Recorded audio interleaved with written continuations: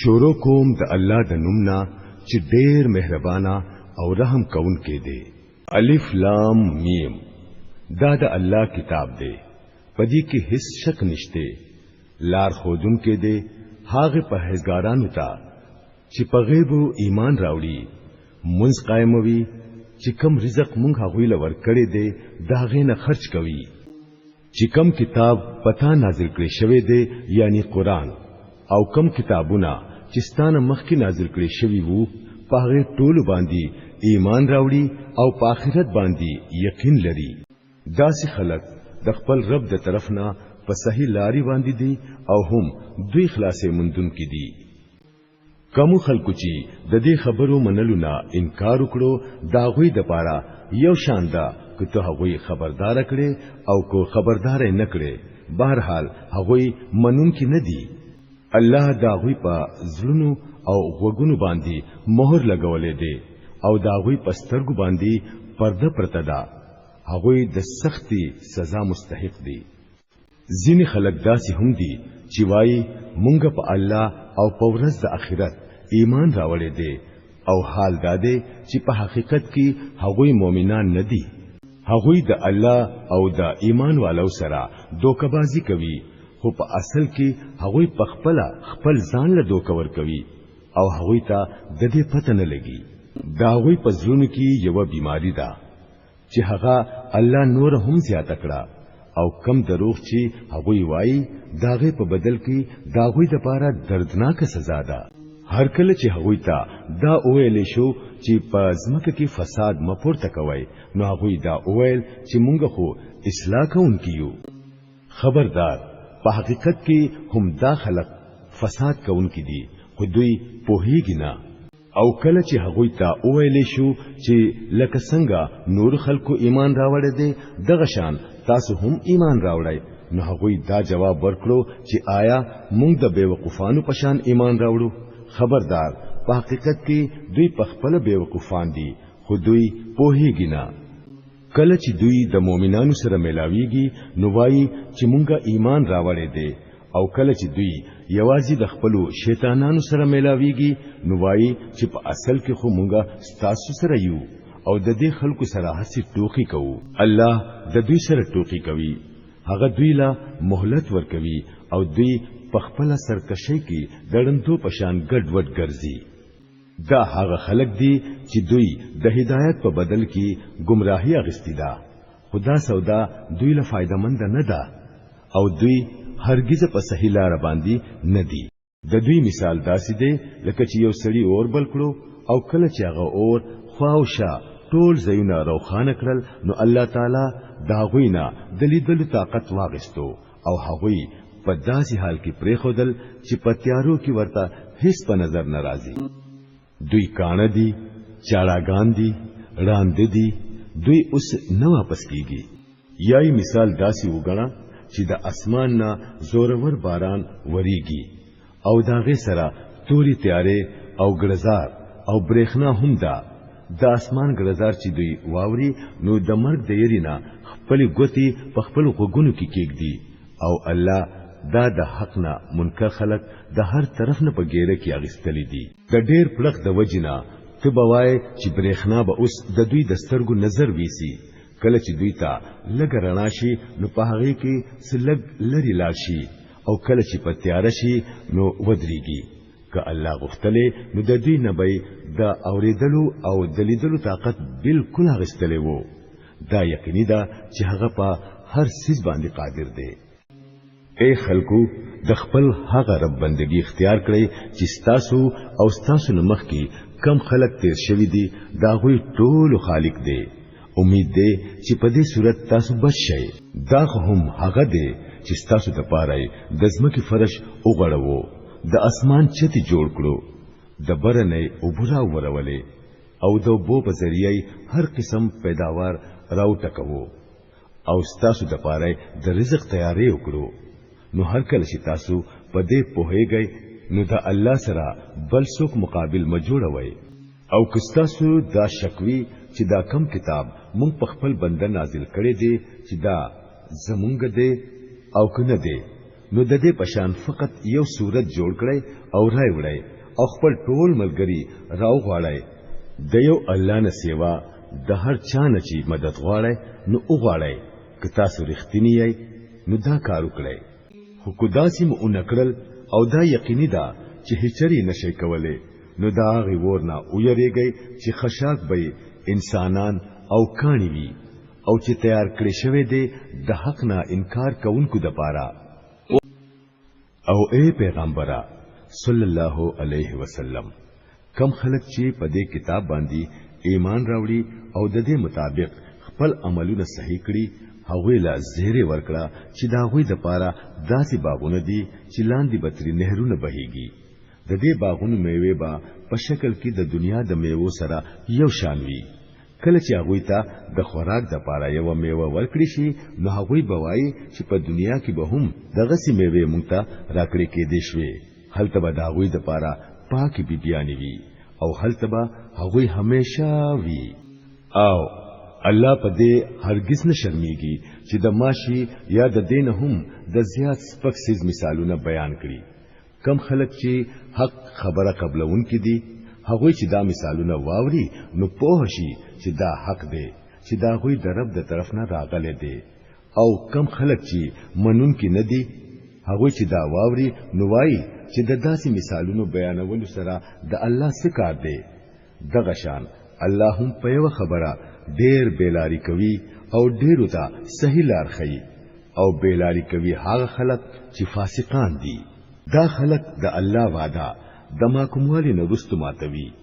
الله چې د کم سیز دا پیوند کول حکم کړی دی هغه پرې کوي او پزمکه کې فساد راپورته کوي په حقیقت کې دا خلک نقصان مندون کې دي تاسو د الله سره د کفر رویه څنګه اختیاروي حال دا چې پتا سو کې رو نه وو هغه تاسو لا ژوند درکړو بیا بهغه تاسو نه رو واخلي بیا به دوباره تاسو لا ژوند درکړي بیا به دغه طرف ته واپس ځئ دا هم هغه دی چې تاسو د پاره د ځمکې ټول سيزونه پیدا کړل بیا یې پورته توجه کړه او اوو اسمانونه جوړ کړل او هغه د هر څه علم لرونکي دی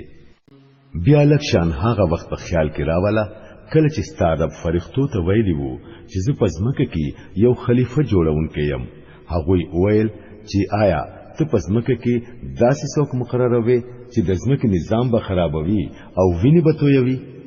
مونږ استاد سنا سره تسبیح وایو او ستا پاکي بیانو الله فرمایل چې زه پوهېږم په هغه څه چې تاسو په هغه نه پوهېږئ د دین رستو الله آدم علیہ السلام ته د ټول سيزونو نمونه اوخودل بیا یې هغه فرښتو ته وړاندې کړل او ورته او فرمایل چې تاسو دا خیال صحیح دی چې د یو خلیفہ په مقررولو با د ځمکې نظام خراب شي نو د دې سيزونو نمونه راته اوخه فرښتو ارزو کړو د نقص نه پاک خو هم ستا ذات دی مونږ خو بس هغه مر علم لرو څومره چې تا مو لرا کړی دی په حقیقت کې هر څه پیژندون کې او په هر څه پوهېدون کې ستانه بغیر بل څوک نشته بیا الله تعالی آدم علیہ السلام ته وویل ته دوی ته د دې سيزونو نمونه اوخیا کله چې هغه ته د ټولو سيزونو نمونه اوخودل نو الله فرمایل ما تاسو ته ویل نو چې ما ته د اسمانونو او د ځمکې هغه ټول حقیقتونه معلوم دي کوم چې تاسو نه پټ دي چې تاسو ظاهروي هغه هم ما ته معلوم دي او چې تاسو پټوي هغه هم زه پیژنم بیا چې کله مونږ فرښتو ته حکم وکړو چې د آدم علی السلام مخې ته ټیټ شي نو هغه ټول ټیټ شوی خو ابلیس انکار وکړو هغه لوی وکړه او په نافرمانو کې شامل شو بیا مونږ آدم علی السلام ته وویل چې تو او ستا خزا تاسو دواړه په جنت کې اوسئ او دلته په فراخی سره چې څو غواړئ هغه خورئ خو دې ونی ته نږدې مورځئ ګینینو په ظالمانو کې به شمار شئ اخر دا چې شیطان هغوی دواړه دغه ونی ته ولمسول او زمونږ د حکم منلو نه واړول او هغوی را باندې د هغه حالت نه راوښکل په کم حالت کې چې وو مونږ ورته حکم وکړو چې اوس تاسو ټول د دې ځای نه کوز شئ تاسو دیو بل دشمنان یې او تاسو به د یو خاص وخت پوري پزمکه کې اوسئ او هل تبجون تیروي په دغه وخت آدم علی السلام د خپل رب نه یو څو کلمې زده کړې او توبه وستله چې خپل رب ورلا قبول کړه ځکه چې هغه ډیر معاف کونکي او رحم کونکي دی مونږ وویل چې تاسو ټول د دې ځای نه کوشئ بیا چې زما د طرف نه تاسو ته هدایت درشي نو کم خلک چې زما په دغه هدایت پسې روان شي پاغوي با د هیڅ یری او غم وخت ناراضي او څوک چې داغه د قبلولو نه انکار وکړي او زمونږه آیاتونه دروغ وګڼي هغه ورته تلونکي خلک دي هلته به همیشه اوسي اے بنی اسرائیلو لږ خیال وکړئ زما په هغه نعمت چې ما تاسو له درکړې وو زما سره چې تاسو کوم وعده وا هغه تاسو پوره کړئ نو زما چې کوم وعده تاسو سره وا هغه به زه پوره کړم او خاص زمانه تاسو ویریږئ او ما چې کوم کتاب را لېګلې دي په هغه ایمان راوړئ دا د هغه کتاب تصدیق کوونکې دي کوم چې تاسو سره د مخکینه موجود وو نو د ټولو نه اول تاسو د دینه انکار مکوئ په لک قیمت زما آیاتونه مخر سوئ او زما د غضب نه ځان ساتئ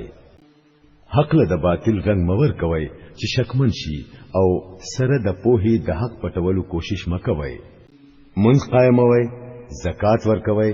او کم خلک چې ماته ټټیږي تاسو هم دا غوي سره ټټیږئ نور خلکو ته خو د نیکۍ لار خای خو خپل ځان هېروئ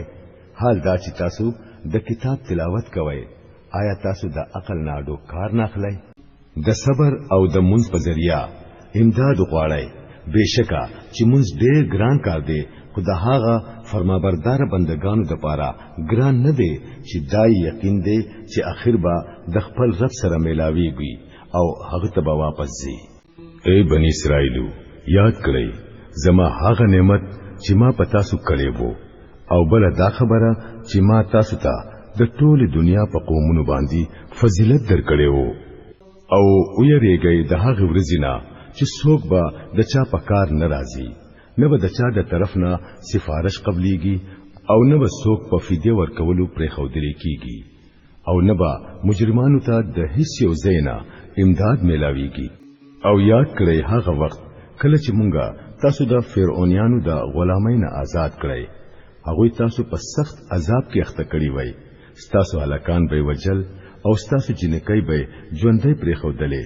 او په دې حالت کې ستاسو د رب د طرف نه پتاسو لوی ازمیخت وو او یاد کړئ هغه وخت کله چې مونږه تاسو د فرعونانو د غلامۍ نه آزاد کړئ هغه تاسو په سخت عذاب کې اخته کړی وای ستاسو هلاکان به وجل او ستاسو جنکۍ به ژوندۍ پرې خودلې او په دې حالت کې ستاسو د رب د طرف نه پتاسو لوی ازمیخت وو یاد کړئ هغه وخت کله چې مونږه سمندر سری کړو او ستاسو د پاره مو لار جوړ کړه بیا مو داغه نه تاسو په خیریت سره پوری باسلای بیا مو دغلطه ستاسو د وړاندې فرعونیان غرق کړل یاد کړئ کله چې مونږه موسی علی السلام د سلويختو شپو او ورځو په واده راو غوښتو نو داغه نو رستو تاسو د غوا د بچینا خدای جوړ کړو دغه وخت تاسو ډیر زیاتې کړې وو بیا هم مونږ تاسو معاف کړئ شاید چې اوس شکرګزار جوړ شئ یاد کړئ چې ټیک په دغه وخت کله چې تاسو دا ظلم کوو مونږ موسی علی السلام لا کتاب او فرقان د دې لپاره ورکړو چې تاسو داغه په ذریعہ نیغه لار بیا مومئ یاد کړئ کله چې موسی علی السلام د دې نعمت سره واپس شو نو هغه خپل قوم ته وویل چې اے خلکو تاسو د غوا د بچی د عبادت په وجا په خپل ځان سخت ظلم کړی دی نو خپل خالق ته توبه وباسئ او خپل ځانونه مړ کړئ په دې کې ستاسو د خالق په نس ستاسو بهتري ده هغه وخت ستاسو خالق ستاسو توبه قبول کړه ځکه چې هغه ډیر معاف کوونکی او رحم کوونکی دی یاد کړئ کله چې تاسو موسی علی السلام ته ویلیو چې مونږه ستا په خبره هرگز یقین نکوو تر څو چې مونږه په خپل سترګو ښکارا خدای ستا سره په خبرو کولو او نوینو په دغه وخت کې تاسو قتل چې یو سخت تندر تاسو راګیر کړئ تاسو مړو پراتوي خو مونږه بیا تاسو ژوندۍ راپورته کړئ شاید چې د دې احسان نرستو تاسو شکرګزار جوړ شئ مونږ پتا سو باندې د ورځې سورې وکړو د منو سلوا خوراک مو درلا راولېګو او تاسو ته مو وویل چې مونږ درلا کم پاک سيزونه درکړې دي هغه خورئ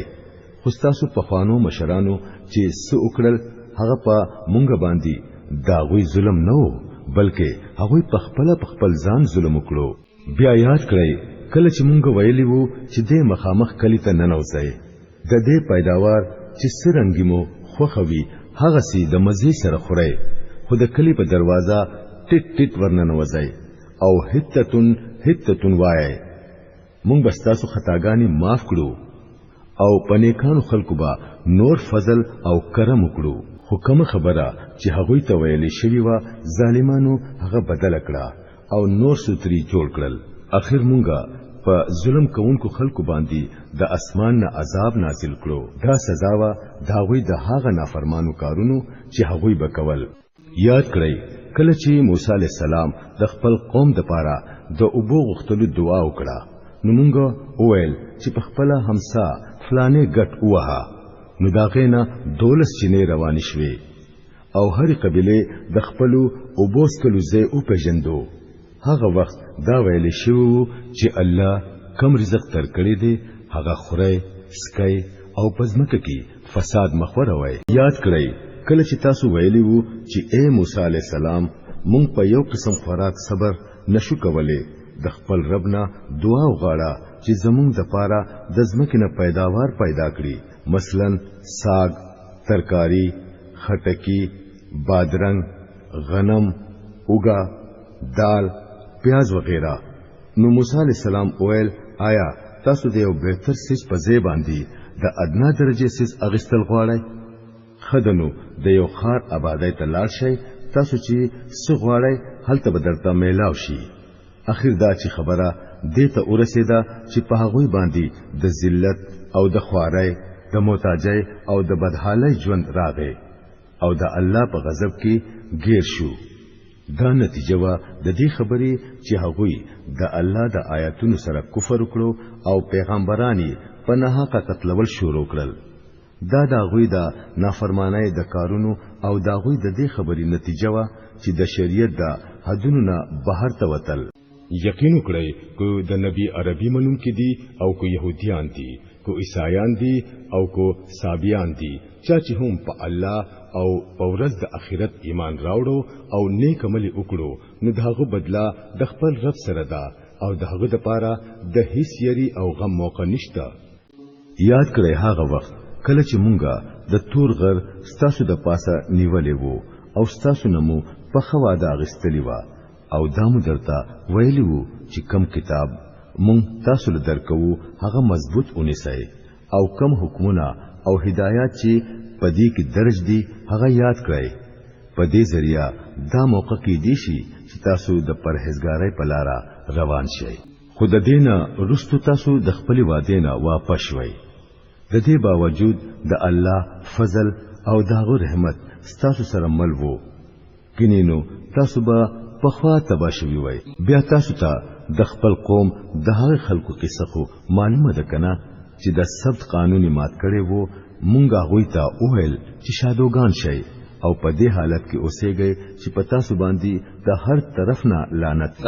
دغه شان مونږه دا غوي انجام دغه زمانه د خلکو د پاره او د رستو راتلونکو نسل د پاره یو عبرت جوړ کړو او د یریدونکو خلکو د پاره مو یو نصیحت پرې خو دو بیا هغه واقعیا یاد کړئ کله چې موسی علی السلام خپل قوم ته وویل چې الله تاسو ته حکم کوي چې یو غوا ذبح کړئ هغه وویل چې آیا ته زمونږ سره ټوکی کوي موسی علی السلام وویل چې زه په خدای پوری د دینه پناه غواړم چې د جاهلانو په شان خبرې وکړم هغه وویل چې ډیره خدا خپل رب ته درخواست وکړه چې هغه مونږ ته د دې غوا سي تفصیل وخی موسی علی السلام وویل د الله فرمان دی چې هغه د داسې غواوي چې نه بډای وي او نه بچي وي بلکې درمیاني عمر والدي وي لہذا کم حکم چې درته کیږي هغه اومنه هغه بیا وویل چې د خپل رب نه تاسو کړه چې داغه رنگ بسنګوي موسی علی السلام وویل الله فرمایي چې غوا د زیړ رنگ پکار ده چې رنگي داسې شوخوي چې د کتونکو پرې زړه خوشاليږي. هغوی بیا وویل چې د خپل رب نه صفا تپوس وکړه چې کم قسم غوا پکار ده. مونږ د دې په پیدا کولو کې حیران شوي یو. که د الله خوښي نو مونږ ته به د دې پته ولګيږي. موسی علیہ السلام جواب ورکړو چې الله تعالی وایي چې هغه داسې غوا ده چې کار خدمت لري نه غستې کیږي، نظم کاروي او نه اوبرا وباسي، صحیح سالمه او بے داغه. په دې باندې هغوی چغه کړه چې هاو اوس دې ټیک پتو خودله. بیا هغوی هغه ذبح کړه. ګینو هغوی خو داسې نه معلومېدل چې دای کړي وي. او هغه واقعیا تاسو ته یاد ده کله چې تاسو یو سړی مړ کړی وو او بیا داغه په باره کې مو جګړې کولې او په یو بل مو د قتل الزام لګولو او الله دا فیصله کړی و چې څه تاسو پټوي هغه به الله ښکارا کوي. په هغه وخت مونږ حکم وکړو چې د دې غوا په یو حصہ باندې مړې وهاي. وګورئ دارنګي الله مړی ژوندۍ کوي او تاسو ته خپل نخي د دې لپاره خي چې تاسو په شئ. خو اخر دا چې د داسې نخو لیدلونه رستو هم تاسو زړه سخت شو، د کانو په شان سخت شو، بلکې په سختۍ کې داغې هم زیات سخت،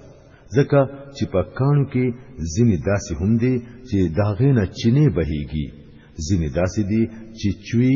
او داغې نه اوبراوزي، او ځینې د خدای د یری نه هم را پریوزي.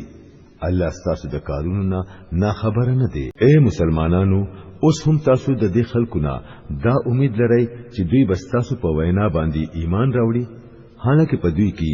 د یوې ډلې طریقه دا پاتې شوې ده چې د الله کلام واورېدو او بیا سره د پوهې قصدن پاغي کې بدلون راوستلو. په محمد رسول الله صلی الله علیه وسلم باندې ایمان راوړونکو خلکو سره چې میلاویږي نوای چې مونږ هم هغه منو،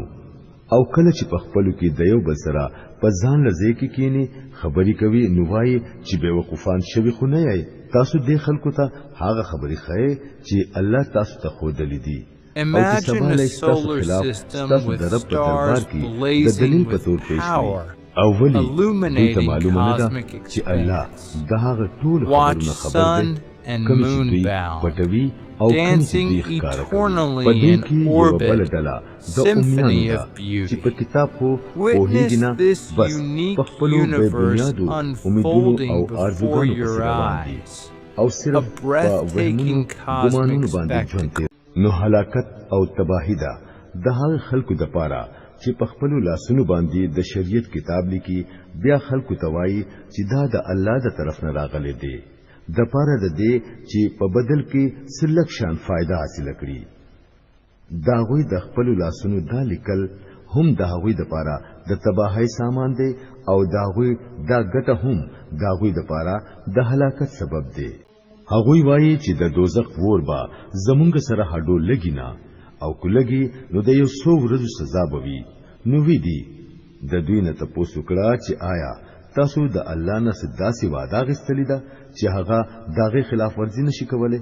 یا خبره دادا چې تاسو په الله پوری داسې خبرې کوي چې داغه په عقله تاسو ته دا پته نشته چې الله داغه ذمہ اخر په تاسو پوری با د دوزخ ور ولی نه لګي. هر څوک چې بدی وکړي او په غلطو کارونو کې غیر پاتې شي هغه دوزخی دي، او په دوزخ کې به همیشه اوسي. او کم خلک چې ایمان راوړي او نیک عملونه وکړي هغه جنتیان دي، او په جنت کې به همیشه اوسي. یاد کړئ د اسرائیل د اولاد نه مونږ په خوا دا غستلی و چې د الله نه بغیر د بل چا عبادت مکوئ. د مور پلار، د رشتہ دارانو، یتیمانانو او مسکینانو سره خسلوک کوي، د خلکو سره خې خبرې کوي، منځ قائموي او زکات ورکوي. خو د لګو خلکو نه بغیر تاسو ټول د دې وعده نه پشاشوي او تر اوسه پوری پشازئ. بیا لکشان رایات کړی مونږ ستاسو نه مضبوطه وعده غستلی و چې په خپلو کې د یو بل ویني متوي وای، او ما یو بل د خپل کورونو نه وباسي. تاسو د دې اقرار کړی وو، په دې باندې تاسو په خپل گواهان یې. خنن هم تاسو یې چې خپل رونه وجنئ، د خپل رورولۍ څخه خلک د خپل کورونو نه بے کور کوي.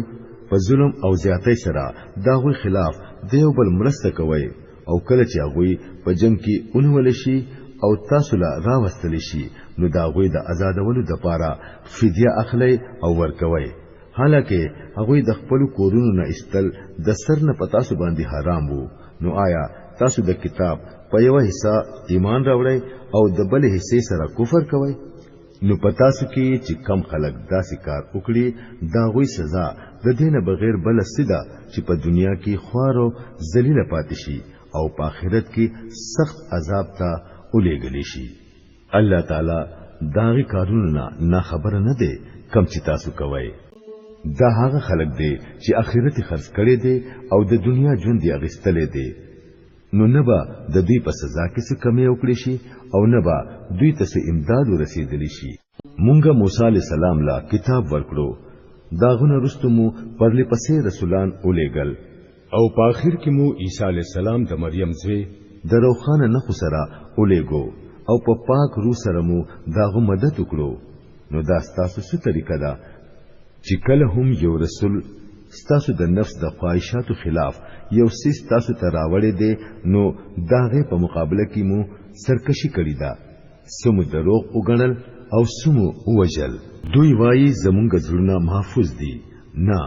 بلکې اصل خبره ده چې د دوی د کفر په وجه په دوی باندې د الله لعنت دی دغه وجه ده چې دوی لګ ایم کتاب د الله د طرف نه دوی ته راغلي دي داغه سره د دوی سلوک دی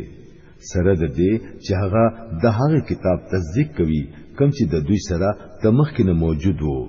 سره د دې چې د دې کتاب دراتلو نه مخکې به دوی په خپل د کافرانو په مقابله کې د فتح او امداد دعاګانې غوښتلې خو چې کله هغه دوی ته راغی او دوی خو پیژندوهم نو داغه نه منلو نه انکار وکړو د خدای لعنت دی په دې انکار کوونکو دا څومره خرابه ذریعہ ده چې دوی په ځان له تسلی راولي چې کم هدایت الله نازل کړي دي دا غیر د منلو نه صرف د دې ضد په وجه انکار کوي چې الله خپل فضل وحی او رسالت د خپل خوخي په بنده باندې راولېګو نو دوی اوس د یو غضب مستحق شوی دي د پاسه د بل غضب او د داسې کافرانو د پاره سخته د ذلت سزا مقرره ده کله چې دوی ته وویل شي چې الله څخه نازل کړي دي پاغه باندې ایمان راوړی نو دوی وایي مونږ خو صرف په هغه څه باندې ایمان راوړو چې هغه په مونږ یعنی د اسرائیل په نسل باندې نازل شوی دی دا غین علاوه چې سره غلي دي دا غي د منلو نه هغه انکار کوي حالکه هغه حق دی او دا هغه تعلیم تصدیق او تایید کوي کوم چې دا غوي سره د مخکې نه موجود وو ډېر خدا دوی ته وایا چې رستاسو په هغه تعلیم باندې ایمان وی کم چې تاسو راغلي وو د دین مخکې مو د الله هغه پیغمبران کم چې په خپل په بنی اسرائیلو کې پیدا شوی وو ولی قتل ول تاسو ته موسی علی السلام د څنګه روخانه نه سره راغی بیا هم تاسو داس ظالمان وای چې داغه د تلو سره مو دغه د بچی عبادت شروع کړو بیا لګشان هغه محکمه وعده آیات کړی چې تور مستاسو د پاسه اوچت کړي وو او واده مدرنه اغستلی و مونږ درته ویلی وو چې کم هدایات مونږ درلیګو داغه په سختۍ سره پابندي کوي او په غوګونی واوري ستاسو مشرانو اویل مونږه واوریدل خو منوي نه او داغوی د کفر دا حال وو چې داغوی په زړونو کې د غوا د بچی مینه ناستوا ورته وایا کچری تاسو مؤمنان یې نو دا خو عجیب ایمان دی چې تاسو ته د داسې خرابو کارونو حکم درکوي دوی ته وایا کچری واقعي د الله په نزد د آخرت کور د ټولو انسانانو نه علاوه خالص تاسو د پاروي نو بیا تاسو لا پکار دي چې د مرګ ارزو وکړئ کچری تاسو په خپل خیال کې رښتینی یې کینو کړئ چې دوی به هیڅ کله د دې ارزو اونکړي په دې وجہ چې دوی په خپل لاسونو کومه ګټه حالته ځانته لګلې ده هغه دوی د دې نه منع کوي چې حالته د تلو ارزو وکړي الله د دې ظالمانو د حال نه خبر دی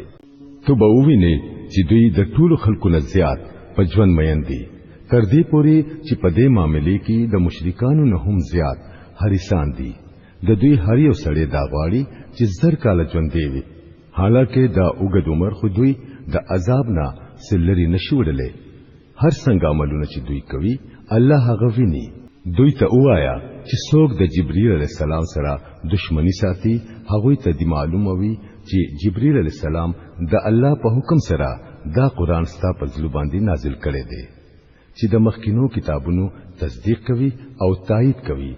او د مؤمنانو د پاره د هدایت او د کامیابی زیری دی کچری د جبرائیل سره د دوی د دشمنی دا وجوي نو ورته وایا چې څوک د الله او داغه د فرښتو او داغه د رسولانو او د جبرئیل او د میکائیل دشمنان دي الله دا دغه کافرانو دشمن دي مونږ ته داسي آیاتونه نازل کړي دي چې حق صفا صفا ظاهرون کړي دي هغه باندې د عمل کولونه هغه خلک انکار کوي چې هغوی فاسقان دي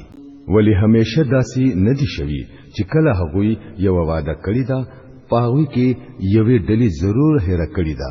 حالکه اکثر خو پکې داسې دي چې په اختیار سره د ځنه ایمان نه دراوړي او چې کله دوی ته د الله د طرف نه یو رسول سره د داسې کتاب راغی چې هغه د دوی د کتاب تصدیق کوونکی دی نو په دې اهل کتابو کې یوې ډلې د الله کتاب شاته داسې غورځوو لکه چې هغوی هډو سپوهیګنا سيزونو پسې ورپسې شو چې شیطانانو با د سليمان عليه السلام د بادشاہي په نوم پیش کولو حالکه سليمان عليه السلام هیڅ کفر نه دی کړی کفر خو هغه شیطانانو کوو چې خلکو ته به د جادو تعلیم خودلو او هغوی په هغه سیس پسې ورپسې شو چې په بابل کې په دوو فرښتو هاروت او ماروت باندې نازل کړي شوی وو حالکه هغوی یعنی فرښتو چې به کله چاته داغه تعلیم ورکولو نو اول به ورته صفا ویل چې ګورا مونږه صرف یو ازمیخت یو تو کفر کې اخته نشي بیا به هم د خلکو داغوی نه هغه سیز د کول چې په هغه سره د خاون او دغه د خزي په منځ کې جدای راولي ظاهر خبره ده چې په دې ذریعہ هغه د خدای د حکم نه بغیر هیڅ ته ضرر نشو رسولې خو سره د دیبا هغه داسې سیز عزت کولو چې په خپل با داغوی د لپاره فائدہ ورکونکې نه بلکې نقصان ورکونکې وو او هغه ته دا معلومه وا چې څوک د دې سیز خریدار شو نو داغوی د لپاره په آخرت کې هیڅ حصہ نشته څومره خراب سامان وو چې داغه په بدل کې هغه خپل ځانونه خرڅ کړل افسوس چې هغه ته معلوم وي دا بد انجام کوم خلکو چې د حق نه انکار کړي دي کو هغه اهل کتاب دي او کو مشرکان دي هغه هیڅ کله دا نه خوي چې تاسو د رب تر طرف نه په تاسو باندې څه خیر نازل شي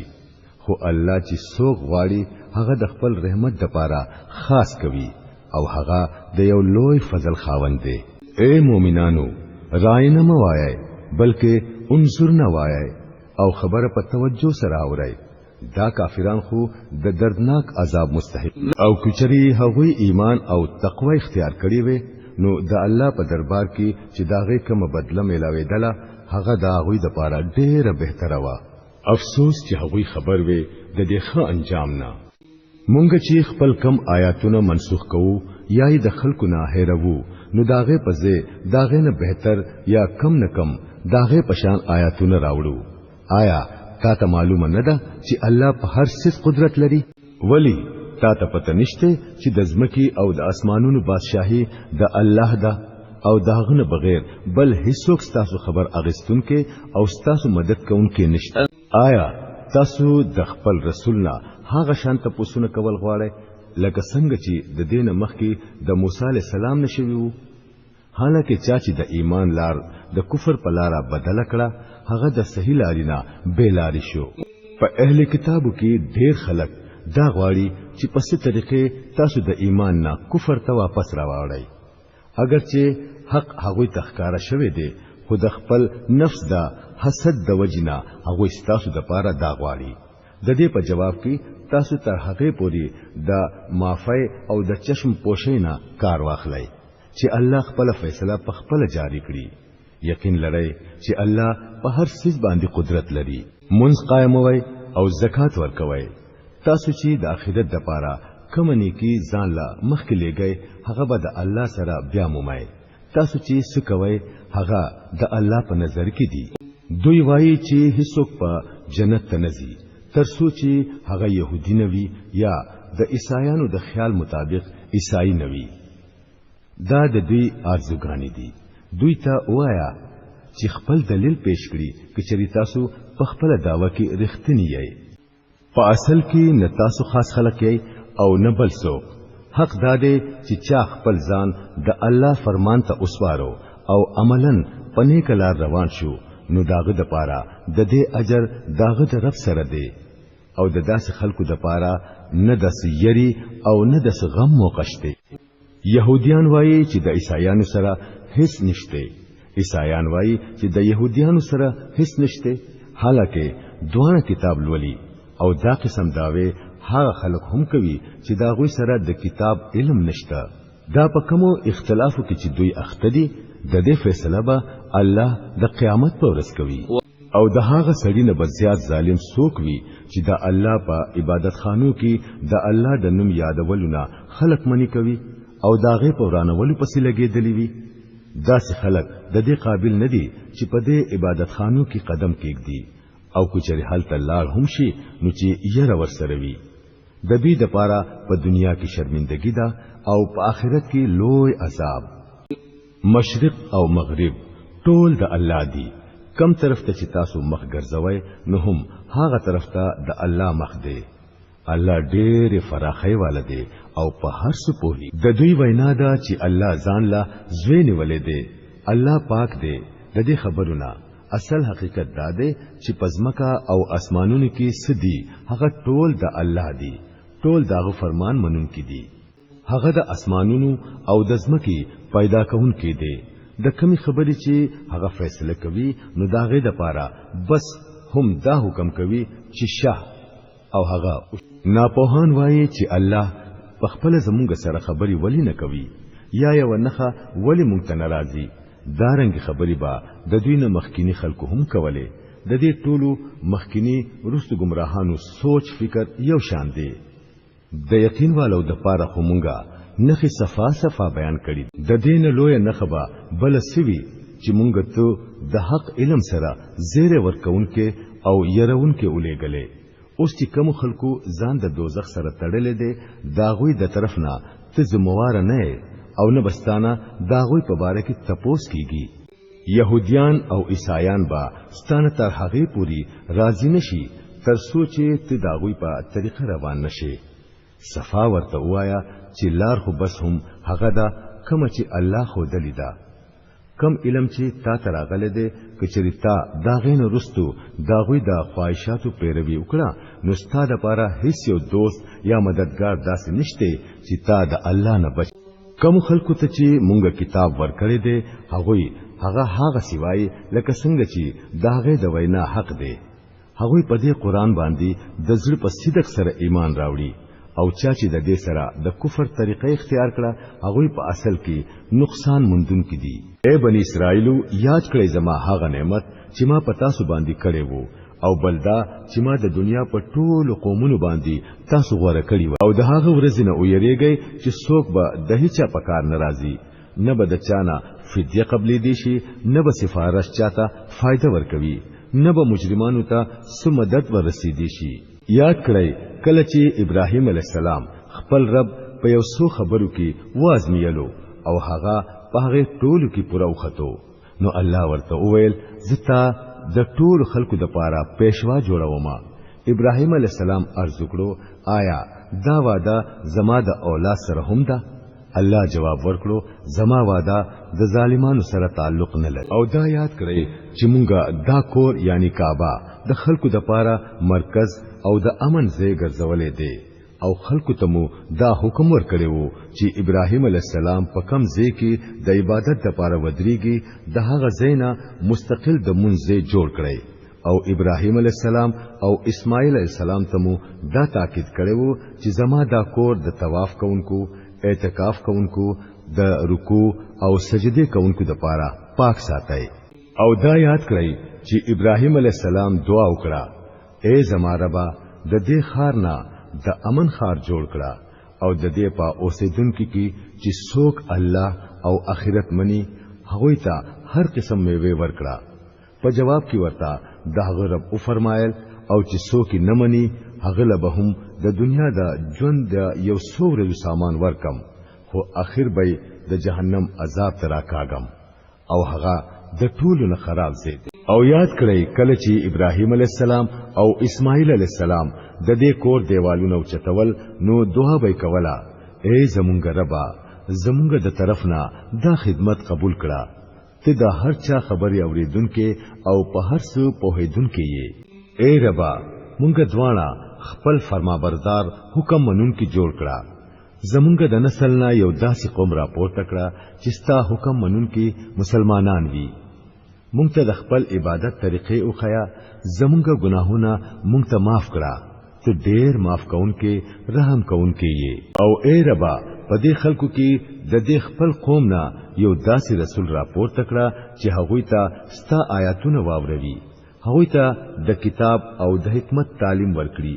او دا غوي ژوند پاک او صفا کړي ته غالب یې او د حکمت خاوند یې. اوس څوک دی چې د ابراهیم علی السلام د طریقې نه نفرت وکړي چا چې په خپل ځان په بیوقفتیا او جهالت کې اخته کړی وي داغه نه بغیر بل څوک دا حرکت کولی شي. ابراهیم علی السلام خو هغه سړی دی چې مونږ په دنیا کې د خپل کار لپاره غوړه کړی وو او په آخرت کې به هغه په صالحانو کې شمارل کیږي.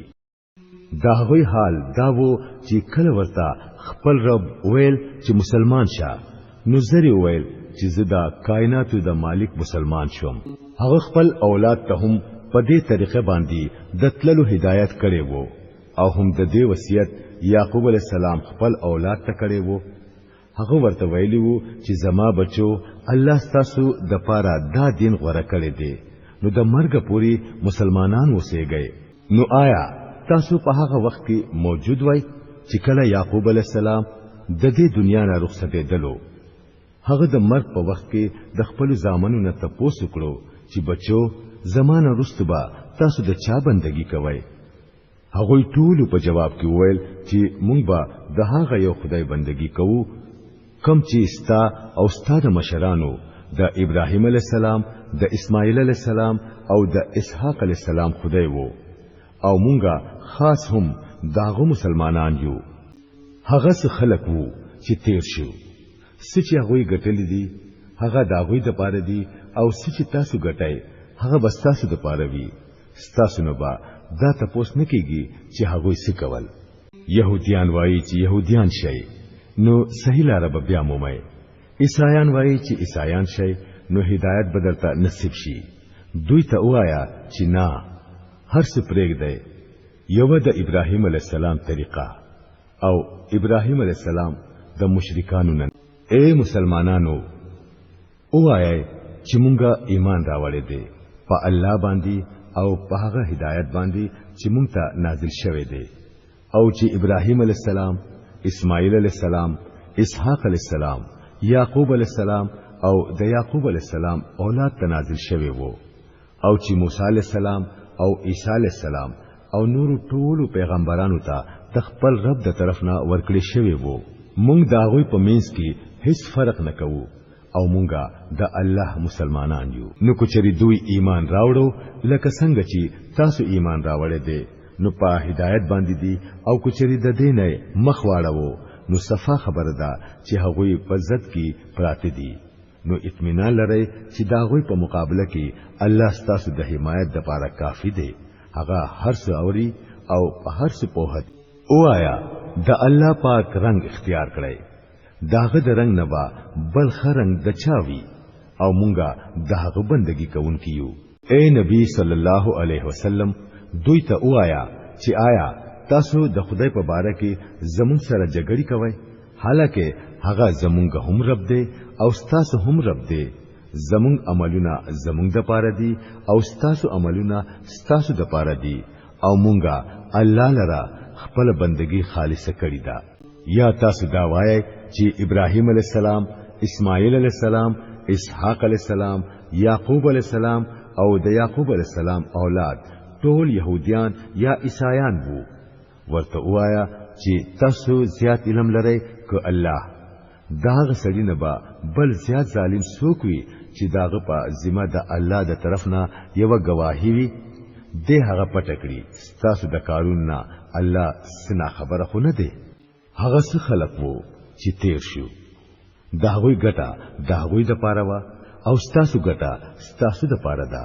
تاسو نه با دا غوي د عملونو په باره کې تپوس نکېږي ناپوه خلق با ضرور داوایي چې دا پدوي سو شو اول چې کمی قبله ته منځ کوو دا غینه یک دم واوړېدل اے نبی صلی الله علیه وسلم دوی ته وایا چې مشرق او مغرب ټول داغه دي د الله چې چاته فخوي هغه ته نیغ لار خي او دغه شان خمونګه ستاسو نه یو امت وس جوړ کړي دي د پاره د دې چې تاسو د دنیا په خلکو باندې گواهان شئ او رسول په تاسو باندې گواهی اول چې تاسو کم طرف ته مخ کوو هغه خو مونږ صرف د دې معلومولو د پاره قبل مقرر کړی و چې څوک پر رسول پسیزي او څوک واپس پشازي دا کار خو ډیر سخت خدا هغه خلکو د پاره هیڅ سخت نه وو چاته چې الله هدایت نصیب کړي وو الله وا ستاسو دا ایمان هرگز نه ضایع کوي یقین وکړئ چې الله د خلکو په حق کې ډیر مهربانه او رحم کونکي دی نبی صلی الله علیه وسلم اسمان ته بار بار ستا مخ ګرځول مونږ وینو نو مونږه تا هغه قبله ته ګرځو کوم چې ستا خوخه ده مسجد حرام طرف ته مخ وګرځوا اوس چې هر چاته تاسو یې نو هم دغه مسجد حرام طرف ته په مانځي کې مخونه ګرځوي کوم خلکو ته چې کتاب ورکړی شوی وو هغه خپو هیږي چې د قبله د بدلیولو دا حکم دا غوي د خپل رب د طرف نه دی او حق دی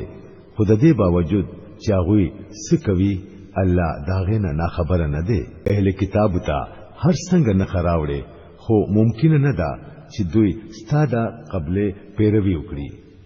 او نه ستاده پاره دا ممکن ده چې ته د دوی د قبله پیروي وکړي او په دوی کې یو ډله هم د بل ډلې د قبله پیروي کولو ته تیار نه ده او کم علم چې تا تراغله دي داغه ورستو کو چریتا د دوی د خواهشاتو پیروي وکړه نو دا یقیني ده چې تبا په ظالمانو کې شمار شي کوم خلکو ته چې مونږ کتاب ورکړی دی هغه دازې چې قبله تر جوړ کړی شوی دا داسې پیژني لکه څنګه چې خپل اولاد پیژني خو په هغه کې یو ډله سره د پوهي قصدن حق پټوي دا بالکل یو حق امر دی ستاد رب د طرفنا نو د دې په حقلا ته هرگز په شک کې مپریوځه د هر چا د پاره یو طرف دی چې هغه طرف ته مخ ګرځوي نو تاسو نیکي طرف ته د یو بل نه مخ کېږئ هر چرته چې یې تاسو الله به تاسو ټول بیا مومي او رب مولي داغه د قدرت نه هیڅ بهر نه دی او تشي د کم زینا تیرېږي هم داغه زینا خپل مخ د مانځه په وخت کې مسجد حرام ته وګرځوا ځکه چې دا ستاسو رب حق فیصله ده او الله ستاسو د عملونو نه خبره نه دی او د هر زینه چې تیرېږي ته نو خپل مخ مسجد حرام ته ګرځوا او هر چرته چې یې تاسو نو مسجد حرام ته مخونه ګرځوي او مونږ کوي د پاره د دې چې د خلکو سره ستاسو خلاف سو حجت یا اعتراض نوي هو د دینه چې څوک ظالمان دي داغوی جبا به هیڅ حال کې نه بنديږي خو تاسو داغوی نه مې یریږئ بلکې زمانه یریږئ او د پاره د دې چې زه پتا سو باندې خپل نعمت پوره کړم او په دې امید چې زما د دې حکم په منلو سره به تاسو هغه سي د کامیابی لار بیا مومئ لکه څنګه چې تاسو ته په دې سیس سره کامیابی نصیب شوه چې مونږه په تاسو کې پخپلا ستاسو نه یو رسول راولېګو چې تاسو ته زمون آیاتونه وروي ستاسو ژوند پاکوي او تاسو ته د کتاب او د حکمت تعلیم درکوي او تاسو ته هغه خبرې خي چې تاسو ته معلومي نه وي نو تاسو ما یاد ساتئ زب تاسو یاد ساتم او زما شکر وباسئ د نعمتونو ناشکری مکوئ اے هغه خلکو چې ایمان مراوړې دي په صبر او پمانځ سره مدد وغواړي الله د صبر کوونکو سره دی او کم خلک چې د الله په لار کې قتل کړي شي هغه ته مړ موایي بلکې هغه په حقیقت کې ژوند دي خو تاسو دا غوي په ژوند نه پوهیږئ او موږ په پتا سو باندې یرا لوګا د مال او د سر نقصان او په آمدنو کې کمې ضرور راولو او تاسو به ازمو په داسې حالاتو کې چې څوک صبر وکړي او چې کله پرې څه مصیبت راشي نو وایي چې مونږه د الله یو او هم الله ته واپس لونکیو نو هغوی ته د خوشحالۍ زیری ورکړه پاغوی باندې با د خپل رب د طرف نه ډېر مهربانيان وي د الله د رحمت په سوري کې بوي او هم دغه خلک په نیغه لار روان دي بشکا صفا او مروه د الله د نخونه دي نو څوک چې د بیت الله حج یا عمره کوي نو داغه لپاره داسې د ګناه خبره نه ده چې د دې دوانو غونډو په منځ کې صحیح وکړي او څوک چې په خپل رضا سره د خیر سکار وکړي هغه د الله په علم کې دی او الله داغه قدر کوونکی دی کم خلک چې زمونږ را لېږل شوی روخانه تعلیمات او هدایات پټوي په دا حال کې چې هغه مونږه د ټولو د لار خودنې د پاره په خپل کتاب کې بیان کړی دی یقین وکړئ چې الله هم پاغوی باندې لعنت وای او ټول لعنت کوونکي هم پاغوی باندې لعنت لګي البته چې کم خلک د دې کار نه منشول او د خپل عمل اصلاح وکړه او چې صحیح پټول هغه ښکارا بیان کړل نزبا هغه معاف کړم او زه ډیر معاف کوونکې رحم کوونکې يم کوم خلکو چې د کفر عمل اختیار کړو او هم د کفر په حالت کې مړشول نو په هغه باندې د الله د فرښتو او د ټول خلکو لعنت دی د لعنت په دې حالت کې با هغه همیشه وي نه بداغوینا سزا سپکه کړی شي او نه باورلا نور مهلت ورکړي شي ستاسو خدای بس یو خدای دی دغه رحمان او رحیم نسیوا بل خدای نشتا د دې حقیقت پیژندلو د پاره که د سنخو ضرورت وي نو چې کم خلک د عقل نکار اخلي دا غوي د پاره د اسمانونو او د ځمکې په پیدا کولو کې دا شپه او ورځ چې په یو بل پسې مسلسل زی راځي په دې کې دا کشته چې د انسان د فائدې سيزونه په دریابونو او سمندرونو کې وړي راوړي په دې کې د باران په دې اوبو کې چې الله یې د برنا راووروي بیا پاغه مړزمکه ژوندۍ کوي او د دې تنظیم په برکت پزمکه کې هر قسم د سا مخلوق خوروي د هواګانو په چلن کې او په دې وریځو کې چې د اسمان او د ځمکې په منځ کې فرمان منون کې ولاړې دي بشمار نخې دي دا ټولي هغه نخې دي چې د خدای په یووالي دلالت کوي خود دې باوجود هم څه خلک داسې دي چې د الله نه سیوا بل څوک دغه مقابل او دغه برابر جوړوي او دغه سره داسې مینه کوي لکه څنګه چې د الله سره مینه پکار ده حالکه چې کم خلق مؤمنان دي هغه د ټولو نه زیاته مینه د الله سره لري کاش چې کم حقیقت بدوي د قیامت په ورځ د عذاب په لیدلو سره په خپل سترګو ویني هغه هم نن د دې ظالمانو په ذهن کې راغله چې ټول طاقتونه او ټول اختیارات خو د الله په قبضه کې دي او دا چې په سزا ورکولو کې هم الله ډېر سخت دی بیا هغه چې کله سزا ورکوي هغه وخت به حالت داوی چې په دنیا کې په کم مشر پسې خلق تلی وي هغه مشر با د خپل پیروکارانو نه ځان خلاصوي خو سزا به ورته خامخا ملاويږي او داوی ټول اسباب او ذریعہ به ختميږي او کم خلق چې په دنیا کې په هغوی پسې روان وو هغوی بوایي چې کاش کومه بیا موقع راکړې شو نو مونږ به دوی تخپل بیزاری دغه څه خودلې وي لکه څنګه چې نن دوی زمونږ نه بیزار کیږي په دې طریقه به الله دې خلکو ته د دوی د دنیا عملونه په داسې شان سره ښکارا کوي چې دوی به د ارمانونو او د پیمانتیا لاسونه مروړي خو د ور نه به د وتلو لار نه مومي اے خلکو پزمکه کې چې کم حلال او پاک سيزونه دي هغه خوري او د شیطان په خودلو شو لارو باندې مزه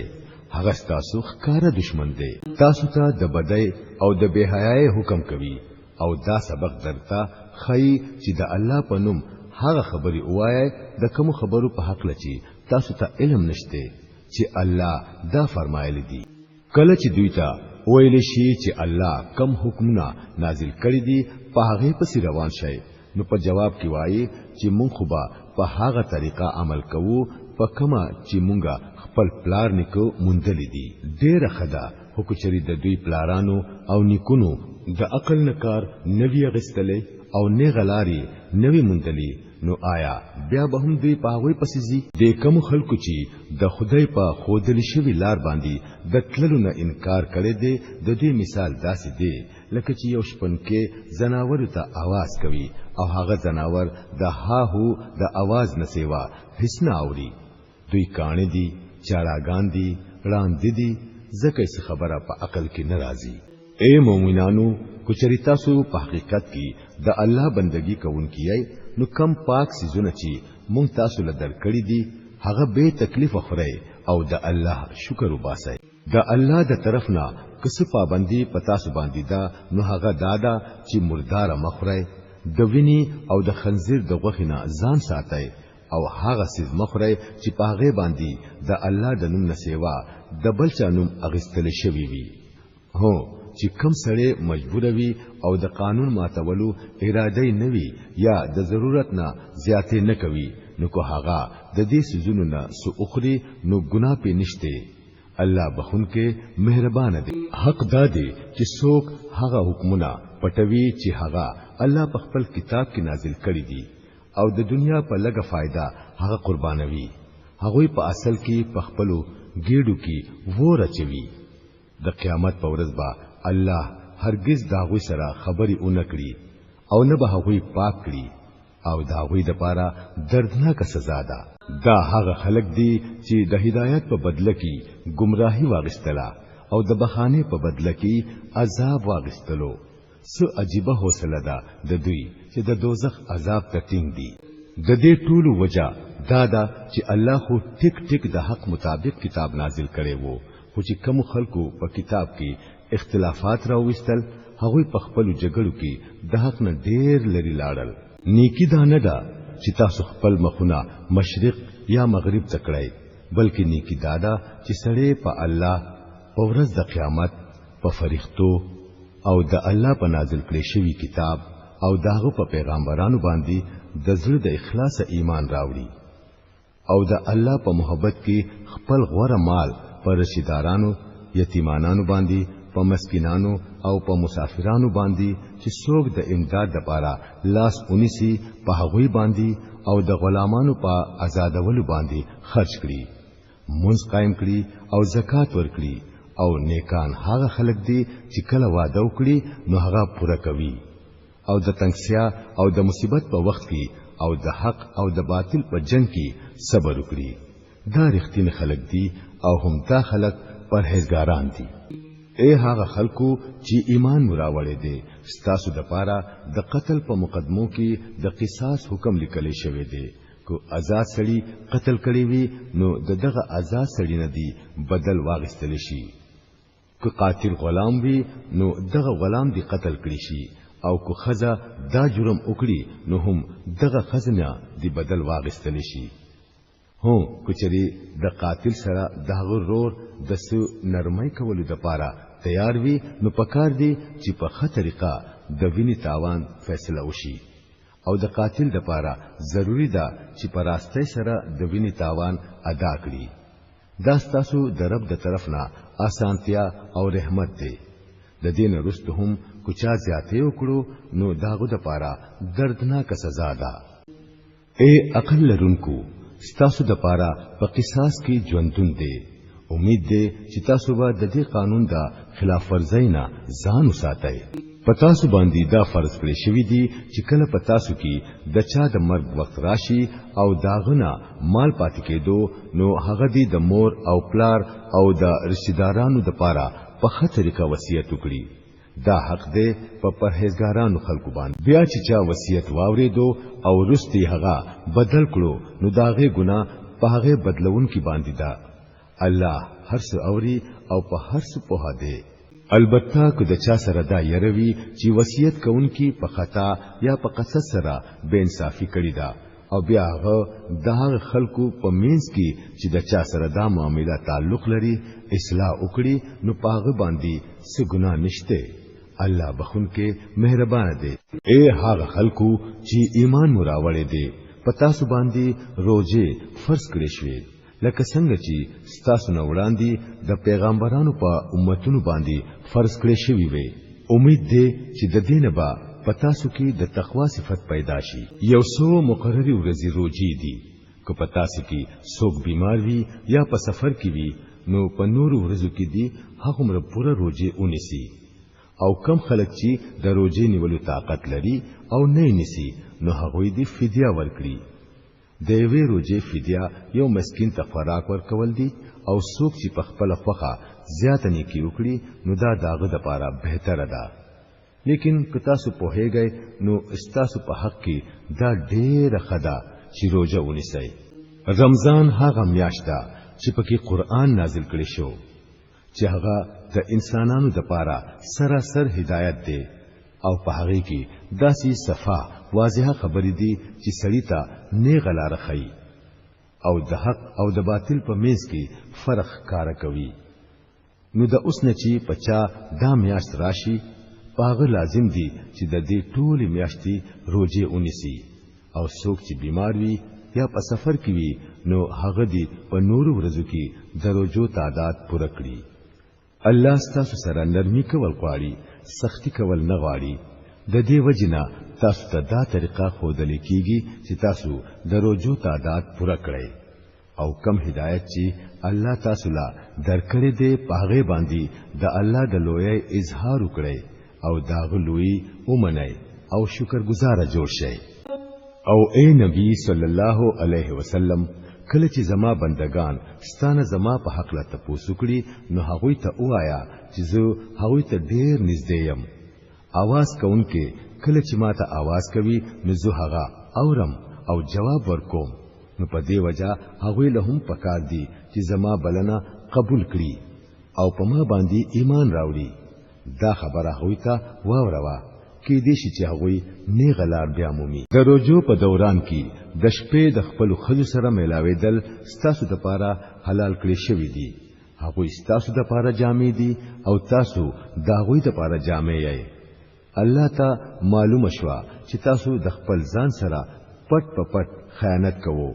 خو هغه ستاسو غلطي معاف کړه او د رحمت نظری در باندې وکړو اوس تاسو خپل خځو ته د شپې ورځي او کومه مزه چې الله ستاسو د پاره جایز کړی دا هغه حاصلوي هم دغه رنګي د شپې تر هغه پوری خریس کوي کله چې د توري تیارې شپې نه د سبا سپین رڼا ښکارا شي بیا دا ټول کارونه پرېږدئ او د شپې پوری خپل روزه پوره کړئ او کله چې تاسو په جمعتونو کې اعتکاف کوونکي د خپل خځو سره کورواله مکوئ دا د الله مقرر شوی حدونه دي دیتا نږدې مورځي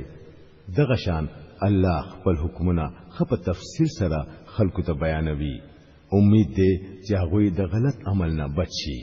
او تاسو په خپل کې د یو بل مالونه په ناروا طریقه مخورئ او مې حاکمانو ته د دې غرض لپاره وړئ چې تاسو قصدن په ظلم سره د بل د مال څه حصہ اخرئ اے نبی صلی الله علیه وسلم خلق ستانه د سپوږمۍ د زیاتېدو او د کمیدو په باره کې تپوس کوي ورته وایا چې دا د خلکو د پاره د وختونو مقررولو او د حج د علامتونو نخې دي هم دغه رنګي دوی ته وایا چې داسې د نیکی کار نه دی چې تاسو خپل کورونو ته د شاده طرف نه ورننوځئ نیکی خو په اصل کې دادا چې سړی د الله د ناراضګۍ نه بچي نو خپل کورونو ته په دروازو باندې ورننوځي البته د الله نه یره کوي امید دی چې تاسو خلاصې نصیب شي او تاسو د الله په لار کې د هغه خلکو سره جنگيږئ څوک چې تاسو سره جنگيږي خو زیاتې مکوئ ځکه چې الله زیاتی کوونکی نه خوښوي د هغه سره جنگيږئ په هر ځای کې چې تاسو د هغه سره مقابله راشي او اوی باسي هغه د هغه زینونه د کم زینه چې هغه تاسو استلیه ځکه چې قتل کول اگر چې بدکار دی خو فتنه داغه نه هم زیات بدکار دی او د مسجد حرام په خوا کې چې هغه ترسو جنگ نکوي نو تاسو وسره هم جنگ مکوي خو کو هغه هلته هم د جنگ نه من نشول نو بیا تاسو هم په خلاص مت وجنئ ځکه چې د داسې کافرانو سزا هم دادا بیا کو چری هغوی منشو نو یقین ساتي چې الله معاف کونکي او رحم کونکي دی تاسو دا هغوی سره جنگيږئ تر هغه پوری چې فتنه پاتې نشي او دین د الله د پاره شي بیا کو چری هغوی منشول نو په شي چې د ظالمانو نه سیوا په بلچا زیاتې کول جایز ندي د حرام میاشتې بدلهم د حرام میاشتا او د ټولو حرمتونو لحاظ با په برابرۍ سره وي نو چې پتا سو زیاتې وکړو تاسو هم په هغه باندې داغه پشان زیاتې وکړئ البته د الله نه یره کوي او په شي چې الله د هغه خلکو سره دی څوک چې داهو د حدونو ماتولو نه ځان ساتي د الله په لار کې خرج کوي او خپل ځان په خپل لاسونو هلاکت ته مغرضوي د احسان طریقه خپل کړئ ځکه چې الله احسان کوونکی خوخوي د الله د رضا د پاره کله چې د حج او د عمره نیت وکړئ نو هغه پوره کړئ او کچري په یو ځای کې راګیر کړئ شوي نو کوم قرباني چې درته اسانه وي هغه الله ته پیش کړئ او تر هغه خپل سرونه مخروي تر سوچ قرباني خپل ځای ته رسیدلی نه وي خو چې څوک مریض وي یا د چا په سر کې څه تکلیف وي او په دی وجه هغه خپل سر اخروي نو هغه له پکار دی چې د فدیه په تور روزه ونیسي یا صدقه ورکړي یا قرباني وکړي بیا که چېرې تاسو ته امن نصیب شي او تاسو د حج د ورځو نه مخکې مکې ته ورسېږئ نو په تاسو کې چې څوک د حج د ورځو د راتلو پورې د دې وخت نه فائدہ اخیستل شي او عمره وکړي نو هغه د خپل وس مطابق قرباني وکړي او که چېرې قرباني پیدا نشي نو درې روزې دي د حج په زمانه کې ونیسي او وو دی حل ونیسي چې کله کور ته ورسي د غشان پورا لس روزې دي ونیسي داري آیت د هغه چا د پاره دی چې د چا کورونه د مسجد حرام سره نږدې نه وي د الله د دې حکمونو د خلاف ورزي کولونه ځان ساتي او خپه هوشي چې الله سخت سزا ورکوونکی دی د حج میاشتې ټول ته معلوم دي څوک چې په دې مقررو میاشتو کې د حج نیت وکړي هغه خبرې دل پکار دي چې د حج په دوران کې داغنا څه شهوتي کار څه بدعمل او د جنگ جګړې څه خبره ونشي او تاسو چې کم نیک کار کوئ هغه به د الله په علم کې وي د حج د سفر د پاره د لارې توخه د ځان سره واخلئ او د ټولو نه بهتره توخه پرهیزګاری ده نو اے عقل مندو زما د نافرمانه نه ځان وساتئ او که د حج سره سره تاسو د خپل رب سو فضل هم تلاش کړئ نو پدې کې څه ګناه نشته بیا چې کله د عرفات نه روان شئ نو د مشعر حرام یعنی مزدلفه سره ودرېږئ او الله یاد کړئ هغه شانی یاد کړئ لکه څنګه چې هغه تاسو ته هدایت کړی دی دینونو د دینه مخکې خو تاسو بیلاری وای بیا چې د کم زینا عرفات ته نور ټول خلق واپس کیږي دا غزینا تاسو هم واپس شئ او د الله نه معافي غواړئ بشکا چې الله معاف کونکي او رحم کونکي دی بیا چې کله تاسو د خپل حج ارکان ادا کړئ نو لکه څنګه چې بمو مخکې د پلار نیکونو ذکر کولو دغه شان اوس د الله ذکر کوئ بلکې دا غینه هم زیات کوئ خدای په یادونکو خلکو کې هم ډیر فرق دی پاغوي کې څوک داسې دي چې وای ای زمونږ ربا مونږ ته په دنیا کې ټول هر څه راکړي د داسې سړي د پاره په آخرت کې هیڅ حصہ نشته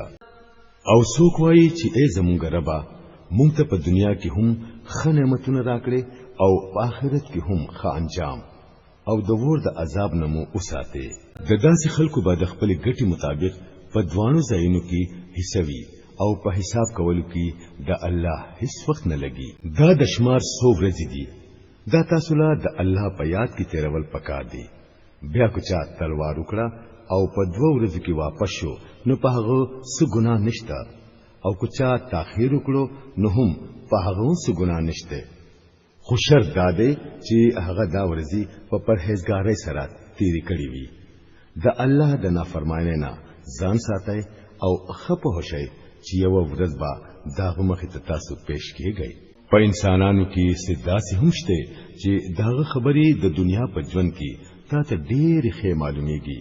او هغه په خپل نیک نیتۍ باندې بار بار خدای گواه کوي خو په حقیقت کې هغه دا حق بدترین دشمن وي. هر کله چې ورته اقتدار حاصل شي نو پزمکه کې ټولي منډي ترړي د دې د پاره وهي چې فساد خور کړي، فصلونه تباہ کړي او د انسانانو نسل برباد کړي. حالکه الله چې دې ځان لګوا کوي هرگز فساد نه خوښوي. او کله چې هغه ته ویل شي چې د الله نه ویریږي نو د خپل عزت خیالي په ګناه باندې خټینګوي. د داسې سړي د پاره خو دوزخ کافی دی او دوزخ ډیر خراب ځای دی د آرام. بل طرف ته په انسانانو کې داسې هم شته چې د الله د رضا په تلاش کې خپل ځان لګوي او په داسې بندگانو باندې الله ډیر مهربان دی. اے ایمان والو، تاسو په اسلام کې پوره داخل شئ او په شیطان پسې مزئ، ځکه چې هغه تاسو ښکارا دشمن دی. کم واضحه او صفا هدایت چې تاسو ته راغلي دي که داغې نه رستو بیا تاسو بیلاری شوي نو یقین لرئ چې الله په هر څه باندې غالب دی او د حکمت خاوند. د دې ټولو نصیحتونو او هدایاتونو رستو هم چې دا خلک نیغ نشو نو آیا دوی اوس د دې خبرې انتظار کوي چې الله د فرښتو سره د وریځو سوري کې په خپل دوی لراشي او بس فیصله وکړي شي؟ آخر ټولي معاملې خو به خاص هم الله ته پیش کی. د بنی اسرائیلونو ته پوښتنه کړه چې څومره صفا او ښکار نخي مونږه هغه ته خودلې دي، او بیا دا ته پوښتنه هم وکړه چې د الله د نعمت د ملاوي دون رستو کم قوم هغه نعمت په بدبختی کې بدلوي نو هغه ته الله څنګه سخت سزا ورکړي. کوم خلکو چې د کفر لاره اختیار کړی دا غوی د پاره د دنیا ژوند ډېر د مینی او خایس جوړ کړی شوی دی. داسې خلک په هغه خلکو پورې ټوکی کوي چې د ایمان لاره اختیار کړی وي.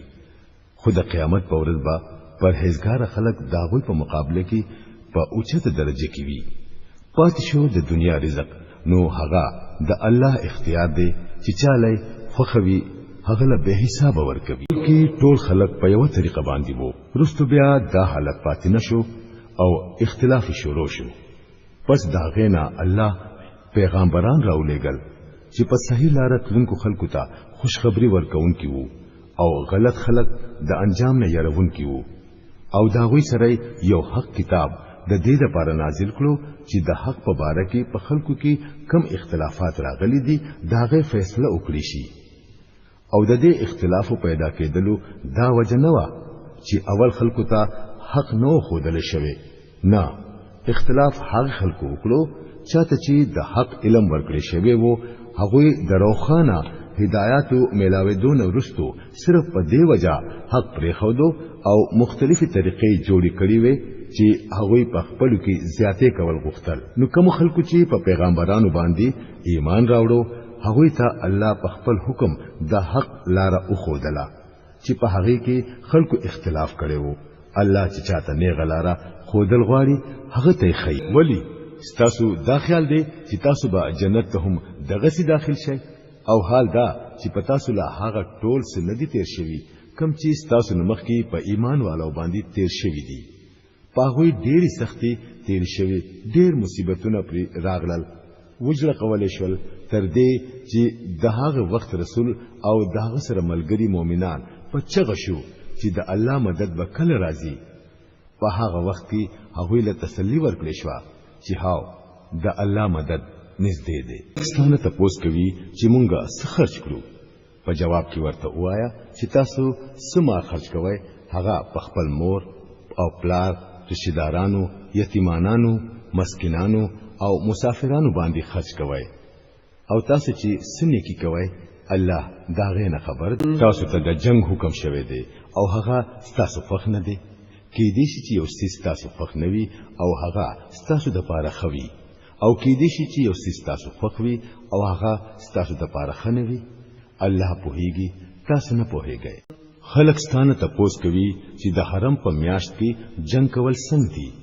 ورته وایا چې په دې کې جنگ کول ډېر بدکار دی. خو د الله د لارې نه خلق منع کول او د الله سره کفر کول او د مسجد حرام لار په خدا پرستو خلکو باندې بندول او د حرم وسیدونکو د حرم نه استل د الله په نزد د هغه نه هم زیات بدکار دی او فتنه د وینو تویولونه زیاته سخت ګناه ده. هغوی خو به ستاسو سره د خپل وس مطابق تر هغه پورې جنگيږي چې تاسو د دې خپل دین نه واړوي او ځان خپو هکړي چې کو پتاسو کې څوک د خپل دین نه واوړېدو او هغه د کفر په حالت کې مړ شو نو داغو عملونه په دنیا او په آخرت دوانو کې ضایع شي دا قسم خلق ټول دوزخیان دي او همیشه به په دوزخ کې وي د دې برعکس چې کوم خلکو ایمان راوړی دي او د خدای په لار کې کورونه پرې خودلې دي او جهادي کړي دي هغه په جایز دي چې د الله د رحمت امید لري او الله داوی غلطیانی معاف کونکي او په هغه باندې رحم کونکي دي دا خلک ستانه تپوس کوي چې د شرابو او د جواری سو حکم دي ورته وایا چې په دې دوانو سيزونو کې ډېر خرابې ده اگر چې په دې کې د خلکو د پاره څه فائدې هم دي خو د دې ګناه د دې د فائدو نه ډېر زیاته ده ستانه تپوس کوي چې موږ د الله په لار کې سو لګو ورته وایا چې ستاسو د ضرورت نه زیات وي دغه شان الله ستاسو د پاره صفا صفا حکمونه بیانوي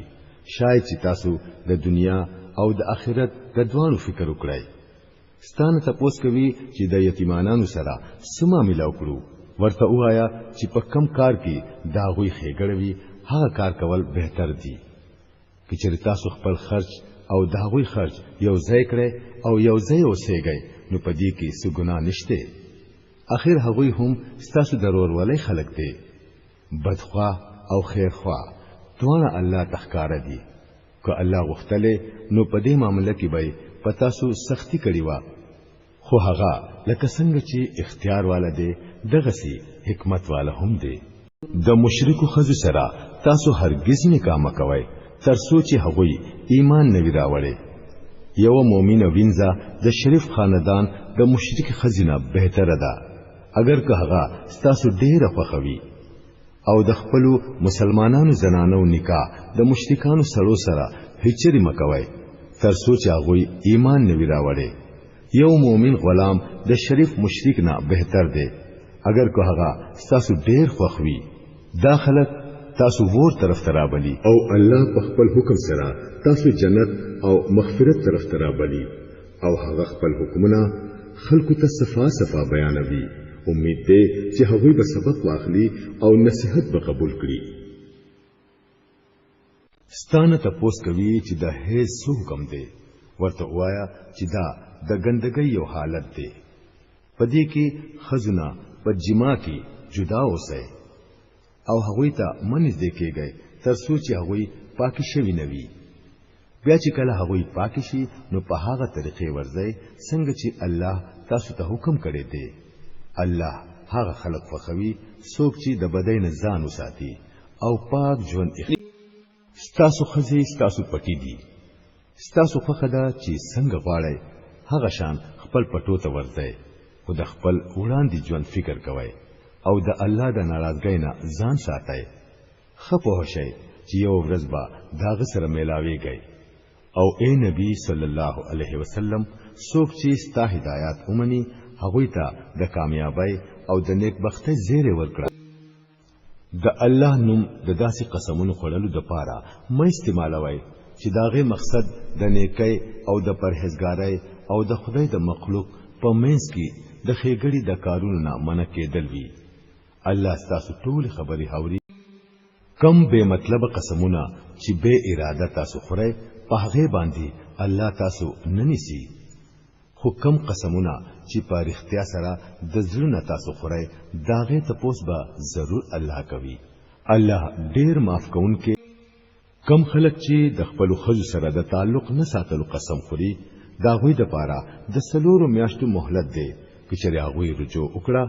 یعنی واپس شو د قسم نه نو الله معاف کوونکې او رحم کوونکې او کچره هغه د طلاق اراده کړی و نو ځان دی په هکړي چې الله هر څه اوریدونکې او په هر څه په هده کوم خزو ته چې طلاق ورکړي شوی وي هغه دی د دریو هیزو یعنی د دریو میاشتو د بیماری پوری ځان اوساتي او داغوی د پاره دا جایز نه دی چې الله داغوی په خېټو کې څه پیدا کړی دی هغه پټ کړی دا سکار هغه له هرگز نه دی پکار کاغوی په الله او په ورځ د آخرت ایمان لري کداغوی خاوندان صحیح تعلقات ساتلو ته تیار وي نو د دې عدت په دوران کې هغوی د دې حقدار دي چې خپل خزي واپس واخلي د عامي طریقې مطابق د خزه هم هغه شان حقونه دي لکه څنګه چې د سړو حقونه پاغوي باندې دي البته د سړو په خزو باندې یو درجه زیاته ده او د ټولو د پاسه الله غالب اختیار والا او حکمت والا موجود دی طلاق دوزل دی بیا خودی یا په صحیح طریقه خزه اوساتل شي او یا خودی په ښه طریقه هغه رخصت کړی شي او د رخصت کولو په وخت کې تاسو له دا جایز نه دی چې تاسو هغه لا کم څه ورکړی دی دا غینه سو واپس واخلئ لیکن دا خبره چې خزه خاون دوه یریدل چې د الله په قانون باندې با قائم پاتې نشي دا پکې شامل نه ده کچري داسې وو چې تاسو یریدای چې هغه دوه با د الله په حدونو قائم پاتې نشي نو کو هغه دوه په خپل منځ کې دا معاملې وکړي چې خزه خپل خاوند لا سور کړي او ځان جدا کړي نو پدې کې څه ګناه نشته دا د الله مقرر شوی حدونه دي د دینه اخوا ما وړي او څوک چې د الله د حدونو نه اخوا وړي هغه ظالمان دي بیا کچري د دویم ځل طلاق ورکولو نه وروسته خاوند خزیلا په دریم ځل طلاق ورکړل نو هغه خزه دغه د پاره نه حلاليږي سیوا د دینه چې دغه خزه د بل سړي سره نکاح وکړي او بیا ورلا هغه طلاق ورکړي د دین وروسته کچري هغه اول خاوند او دا خزه دا خیال وکړي چې د الله په قانون باندې با قائم وسیږي نو بیا کو هوی یو بل ته رجوع وکړي نو جایز دي دا د الله مقرر شوی حدونه دي چې هغه داغه خلقو د هدایت د پاره صفا بیانوي څوک چې د الله د حدونو ماتولو په انجام باندې پوهیږي او کله چې تاسو خذل طلاق ورکړي او داغوی عدت پوره کېدو ته نږدې شي نو یای په خطرېقه د ځان سره اوساتای او یای په خطرېقه رخصت کړئ خاص داغوی د تنگولو په غرض هغه په نکاح کې مارا بندوي ځکه چې دا زیاتې دي او څوک چې داسې کوي هغه په حقیقت کې په خپل ځان ظلم کوي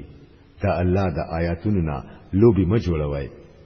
دا هیر نکړي چې الله څومره لوی نعمت پتا سو باندې کړي دي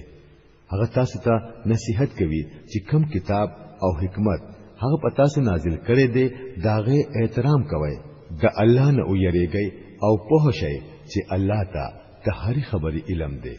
او کله چې تاسو خپل خذل طلاق ورکړی او هغوی خپل عدت پوره کړی نو بیا تاسو هغوی د دینه ممنه کوي چې د خپل خیال مطابق خاوندانو سره نکاح وکړي هر کله چې هغوی د دستور مطابق دیو بل سره په نکاح کولو باندې راضي شي نصيحت درته کیږي چې داسې کار هیڅری مکوي چې تاسو په الله او په ورځ د آخرت ایمان راوړونکي یې ستاسو د پاره خا غریزه او پاکیزه طریقه دادا چې د دې کار نه منشئ الله پوهیږي تاسو نه پوهیږئ کوم پلاران چې غواړي چې داغوی اولاد دي پوره موده د تی پي اخري نو مند دي خپل بچو ته پوره 2 کاله پي ورکړي په دې مسلې کې با د بچی پلار هغوی له خوراک او جامې د معلومي طریقې مطابق ورکوي خو پچا باندې داغه د وسنا زیات بوج چول نه دی پکار نه خو دی مور په دې وجه په تکلیف کې واچولې شي چې بچي داغه دی او نه دی پلار په دې وجه تنکړي شي چې بچي داغه دی د پي ورکون کې خزي دا حق لکه څنګه چې د بچي په پلار باندې دی د غشان داغه په وارث باندې هم دی خو که دوانه په خپل رضا او مشوره سره بچي د تینه پرې کول غواړي نو پدې کې څه ګناه نشته او که تاسو غواړئ چې تاسو بچولا بلخه د پي ورکړي نو پدې کې هم څه ګناه نشته خو پدې شرط چې داغه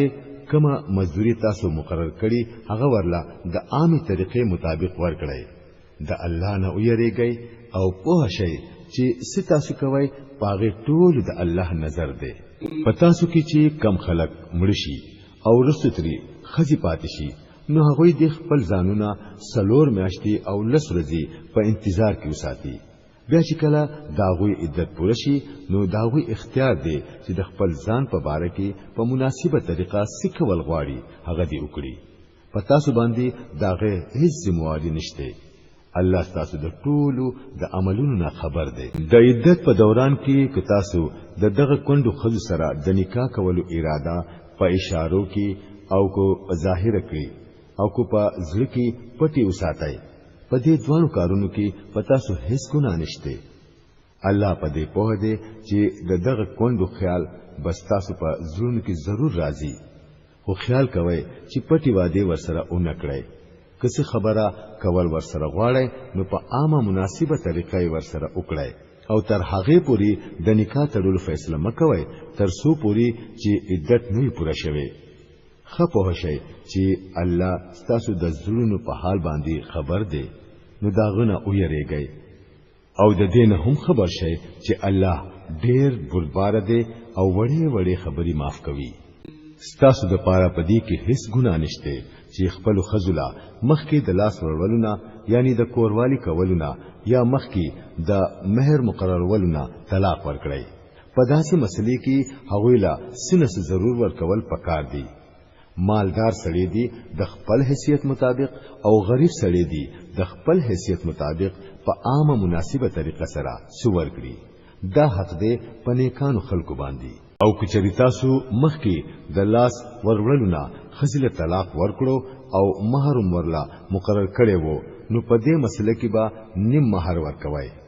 دا بیل خبره ده چې خزا د نرمۍ سلوک وکړي او مہر وانخلي یا هغه سړی چې دا غسره د نکاح واک اختیار دی هغه د نرمۍ نه کار واخلي او پوره مہر ورکړي او چې تاسو یعنی سړی د نرمۍ نه کار واخلي نو دا د تقوا سره ډیره مناسبه ده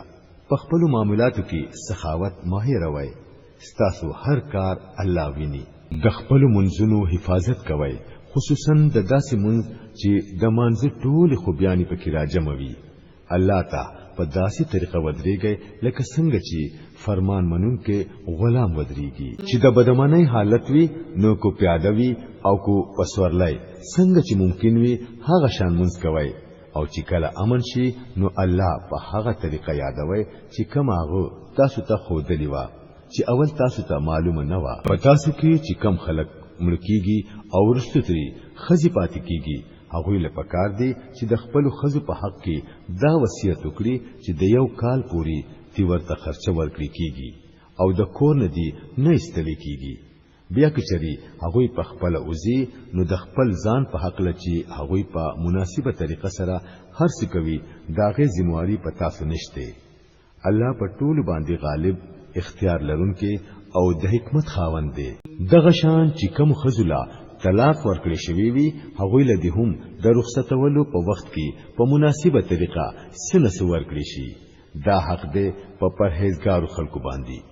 دغه شان الله تاسو ته خپل حکمونه صفا بیانوي امید دی چې تاسو به په پوهه سره کار کوئ آیا تا د هغه خلکو په حال باندې هم څغور کړی دی چې د مرګ د یری نه خپل کورونه پرې خودلی وو او د زرګونو په تعداد کې وو الله هغه ته او فرمایل چې مړ شي بیا ورلا هغه دوباره ژوند ورکړو حقیقت دا دی چې الله په انسانانو باندې ډېر لوی فضل کوونکی دی خو اکثر خلک شکر نه وباسي اے مسلمانانو د الله په لار کې جنگ کوئ او پوه شئ چې الله هر څه اوریدونکي او په هر څه پوه دی پتا سو کې څوک دی چې الله لا قرض حسنه ورکړي چې الله یې ورلا بیا په سو چنده زیات واپس ورکړي کماول هم د الله په اختیار کې دي او زیاتول هم او خاص هم هغه تبا واپس دی آیا تا په هغه معاملې هم څه غور کړی دی چې د موسی علی السلام نو رستو د بنی اسرائیلو سردارانو ته پیښه شوی و هغه خپل پیغمبر ته وویل چې مونږ لا یو باچا مقرر کړه چې مونږ د الله په لار کې جنگ وکړو نبی تری تاسو کړو آیا داس خو بنوي چې تاسو ته د جنگ حکم وکړي شي او بیا تاسو جنگ نه کړئ هغه وویل دا څنګه کې دي شي چې مونږ به د الله په لار کې نه جنگيګو او حال دا چې مونږه د خپل کورونو نه شړلې شوی یو او زمونږه بال بچ زمونږه جدا کړی شوی دي خو چې کله هغه ته د جنگ حکم وکړي شو نو د لګو کسانو نه بغیر نور ټول پشاشو او الله د غظالمان یو تن پیژني داغوی نبی هغوی ته وویل چې الله طالوت تاسو د پاره باچا مقرر کړی دی چې دای واوریدل نو ویل هغه په مونږ باندې د باچا جوړېدو څنګه حقدار شو داغونه خو مونږه زیات د باچای حقداران یو هغه سلوی مالدار سړی نه دی نبی جواب ورکړو چې الله ستاسو په مقابله کې هغه منتخب کړی دی او هغه لې دماغي او جسمانی دوه قابلیتونه زیات ورکړي دي او د الله اختیار دی چې هغه چاله باچاهي ورکول غواړي هغه لې ورکوي الله ډېر فراخي لري او هر څه دغه په علم کې دي د دې سره هغه ته خپل نبی دا هو ویل چې د الله د طرفنا داغه د باچا کېدو نخه دادا چې داغه په زمانه کې با هغه صندوق تاسو ته بیا میلاو شي په کم کې چې تاسو د رب د طرفنا تاسو د پاره د زړه د اطمینان سامان پروت دی او په کم کې چې د آل موسی او د آل هارون پاتې کړي شوی تبرکات پراته دي او په دې وخت کې د فرښتو په حفاظت کې دي که تاسو مؤمنان یې نو دا تاسو د پاره لوی نه خدا بیا چې کله طالوت د لخر سره روان شو نو ویل چې په یو دریا باندې د الله د طرفنا ستاسو ازمیخت کېدونکې دی چې داغه او به اوس کله هغه به زما ملګری نوي زما ملګری صرف هغه دی چې څوک په تنده مړ نکړي هو یو لپنیما کوسکی نو اسکلی شي خو د لګو کسانو نه بغیر نور ټولو د دغه دریاب نه ځان مور کړو بیا چې کله طالوت او داغه ملګری مسلمانان د دریاب نه پورې غاړه لاړل نو هغوی طالوت ته وویل چې نن په مونږ کې د جالوت او داغه د لخرو سره د مقابله کولو طاقت نشته لیکن چې څوک په دې پوه وو چې یو ورځ به د الله سره مخامخ کیږي هغوی وویل ډیر ځله داسې شوی دا چې یو وړه ډله د الله په حکم سره په بلا لوی ډله باندې غالب شوی دا الله د صبر کوونکو ملګری دی او کله چې هغوی د جالوت او دغه د لخرو سره مقابله ته اوتل نو دعا وکړه چې اے زمونږ ربا په مونږه صبر راوروا زمونږ خپې کلکی کړه او د کافرانو په دې ډله باندې مونږ له فتح راکړه اخر دا چې د الله په حکم هغوی کافرانو لا ماته ورکړه او داود جالوت قتل کړو او الله ورلا باچاهي او حکمت ورکړو او کم سيزونه چې هغه غختل داغه علمي ول ورکړو کچري دغه شان الله د انسانانو یو ډله د بلې ډلې په ذریعہ نه لري کولې نو د ځمکې نظام با خراب شوی وو لیکن د دنیا په خلکو باندې د الله لوی فضل دی چې هغه دغه شان د فساد لري کولو تنظیم کوي دا د الله آیاتونه دي چې مونږه ټیک ټیک تا اورو او اے محمد صلی الله علیه وسلم بشکا ته د هغه خلکو نه یې چې د رسولانو په حیثیت لېږل شوی دي دا رسولان چې زمونږ د طرفنا انسانانو ته د نیک لارې ښودلو لپاره مقرر شول مونږ دوی له د یو بل نه اوچتي مرتبه ورکړي په هغه کې څوک داسي وو چې الله ورسره په خپل خبرې وکړي او چاله په بل حیثیت لوړی مرتبه ورکړي او په اخر کې عیسی علی السلام د مریم زیلا روخانه نخي ورکړي او په پاک روح سره دغه مدد وکړو کو الله غختلې نو دا کې دې نشوا چې د دې رسولانو نه رستو کم خلکو چې روخانه نخي لیدلې وي هغه په خپلو کې جنگ کړي وي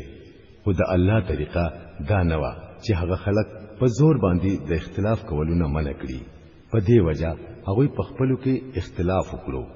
بیا چا ایمان راوړو او چا د کفر لار اختیار کړه او کو الله غختلې نو دوی به هیڅ جنگ نه کولې خو الله چې سغواړي هغه کوي اے هغه خلکو چې ایمان راوړې دي سمال اسباب چې مونږ تاسو له درکړې دي داغه نه خرج کړئ مخکې دراتلو د هغه ورځې چې نه به پکې اغستل خرڅول کیږي نه به پکې دوستی پکار راځي او نه به پکې سفارش چلیږي او ظالمان په اصل کې هم هغه کسان دي چې د کفر لار اختیاروي الله هغه همیشه ژوندې ذات چې ټول کائنات داغه په اختیار کې دي داغه نه بغیر بل خدای نشته په هغه نه پرکالی راځي او نه هغه لا خوب ورزي پسمکا او اسمانونو کې چې سدي ټول داغه دي څوک دی هغه کس چې هغه ته داغه د اجازت نه بغیر سفارش وکړي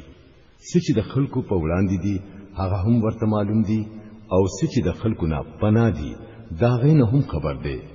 او داغه د علم نه هیڅ د مخلوق په عقل کې نشي راتلی سوا د دینه چې هغه په خپل د سسیس علم هغوی لور کول اوغواړي داغه حکومت پزمکا او په اسمانونو باندې خور دی او د دې دوانو په ساتنه هغه نستړي کیږي بس هغه یو اوچت ذات او لوی شان والا دی د دین په معاملې کې څه زور زبردستی نشته صحیح خبري د غلطو خیالاتو نه جدا چانکړي شوی پرتی دي اوس چې چا د طاغوت نه انکار وکړو او په الله ایمان راوړو نو هغه یو داسې مضبوطه ذریعہ راټینګ کړه چې هیڅ چری ماته دونکي نه ده او الله چې دوی سهارا راټینګ کړی دا هر څه اوریدونکي او په هر څه پوهه دي کم خلق چې ایمان راوړي داوی مرستيال او مددگار الله دی او هغه د تیارونه رڼا تر او باسي او کم خلق چې د کفر په لار روان شوي دي داوی ملګری او مددګاران طاغوتان دي او هغه غوي د رڼا نه تیارو ته راکاږي دوی ورته تلونکي خلق دي چې هلتبا همیشه اوسي آیا تا د هغه سړي په حال باندې غور نه دی کړی چې د ابراهیم سره جګړه کړې و جګړه په دې خبره وا چې د ابراهیم رب څوک دی او په دې وجوا چې هغه سړي ته الله حکومت ورکړي وو په کوم وخت کې چې ورته ابراهیم وویل چې زما رب هغه دی چې دغه په اختیار کې ژوند او مرګ دی نو هغه جواب ورکړو چې ژوند او مرګ زما په اختیار کې دی ابراهیم علیه السلام ورته وویل چې ښا الله نور د مشرق نه راخېجوي تی د مغرب د طرف نه راوخېجوا د دې خبرې په اورېدو سره هغه حق منکر سره حیران پاتې شو او الله ظالمانو ته سم نه غلار نه خي یا د مثال په تور هغه سړی ته وګوره چې په یو داسې کلی باندې تیر شو چې په خپل چتونو باندې پرمخې پروت وو هغه وویل دا د دې کلی خلک چې کم هلاک شوی دي دوی لبا الله دوباره ژوند څنګه ورکوي نو په دې خبره الله داغه روح قبض کړو او هغه د 100 کالو پوري مړ پروت وو بیا الله هغه دوباره را ژوند کړو او تپوسې تری وکړو چې وایا څومره مو د مړ پروت وي هغه وویل چې یو ورځ یا د ورځ څه حساب الله ورته فرمایل چې پتا باندې په دې حالت کې 100 کال تیر شوی دي اوس دې لګ د خپل خوراک او اوبو ته وګوره چې پکې لږ تغیر هم نه دی راغلی بل طرف ته لکشان هغه خپل خرته دي هم وګوره چې د هډوکو سره روز شوي دي او دا کار مونږه د دې لپاره وکړو چې تا د خلکو لپاره یو نمونه جوړول غواړو بیا ګوره چې دا هډوکو دا پنجره مونږ څنګه راوچتو او غوخه پوسټه کې ورته څنګه ور اغوندو دغه شان چې حقیقت ورته بالکل ښکارا شو نو وی ویل چې زه په هیګم چې الله په هر څه باندې قدرت لري او هغه واقعه هم یاد لره کله چې ابراهیم ویلی وو چې ای زما ربا ما ته اوخیا ته مړی څنګه ژوندۍ کوي الله ورته فرمایل ولی ته ایمان نه لري هغه ارزو کړو چې ایمان لرم خو د زړه اطمینان می پکار دی الله تعالی ورته فرمایل چې خدا ته څلور مرغۍ راونیسا او هغه د ځان سره بلدی کا بیا دا غوي یو حصہ په یو غر باندې کېږدا بیا ورته आवाज وکړه نو په منډه باستا خاله راشي خپو هشا چې الله غالب اختیار والا او حکمت والا دی کم خلق چې خپل مال د الله په لار کې لګوي دا غوي د خرج مثال داسې دی لکه چې یو دانه وکړلی شي او دا غینا وو وږي زرغون شي او په هر وږي کې سل دانې وي دغه شان الله چې د چا عمل زیاتول غواړي هغه زیاتوي الله فراخ دسته هم دی او په هر څه په هم دی کم خلق چې خپل مال د الله په لار کې خرج کوي او بیا د خرج نو رستو احسان نسباتی او ضرر نه ورسوي داوی بدلا د خپل رب سره ده او داوی د پاره د یری او د غم هیڅ موقع نشته یو نیکه خوږه خبره کول او په بے مناسبه خبره باندې سترګې پټول د هغه خیرات نه بهتر دي چې په هغه پسې څه تکلیف او ضرر وي الله به حاجت ده او صبر د هغه صفت اے هغه کسانو چې ایمان مراوړې دي خپل صدقه په احسان زبادلو او په تکلیف ورکولو سره د هغه سړي په شان مبربادوي چې هغه خپل مال صرف خلکو ته د خودنی د پاره خرج کوي او نه په الله ایمان لري او نه په آخرت. داغه د خرج مثال داسې دی لکه یو خوین ګټ وو د پاسه په د خاوري یو مخ پروت وو. کله چې تیز باران وشو نو ټوله خاورې تری ویوړه او صفا ګټ پاتې شو. داسې خلک چې په خپل خیال کې د خیرات په ذریعہ کم نیکی ګټي داغه نه باورلا هیڅ پلاس ورنشي او کافرانو ته نیغلار خودل د الله طریقه نه ده. د دې برخلاف کم خلک چې خپل مال صرف د الله د رضا حاصلولو لپاره په کلک او په ډاډه ځل خرج کوي داغوی د خرج مثال داسې دی لکه چې په اوچت ځای باندې یو باغ وي چې تیز باران پرې وشي نو دوچند میوه وکړي او که تیز باران پرې ونشي نو نری پشم ورلهم کافی وي. تاسو چې کوي په هغه د الله نظر دی. آیا پتا سو کې څوک خوخوي چې داغه یو تک شین باغ وي د نهرونو په اوبو خموړ د کجورو د انګورو او د هر قسمه میوونه ډک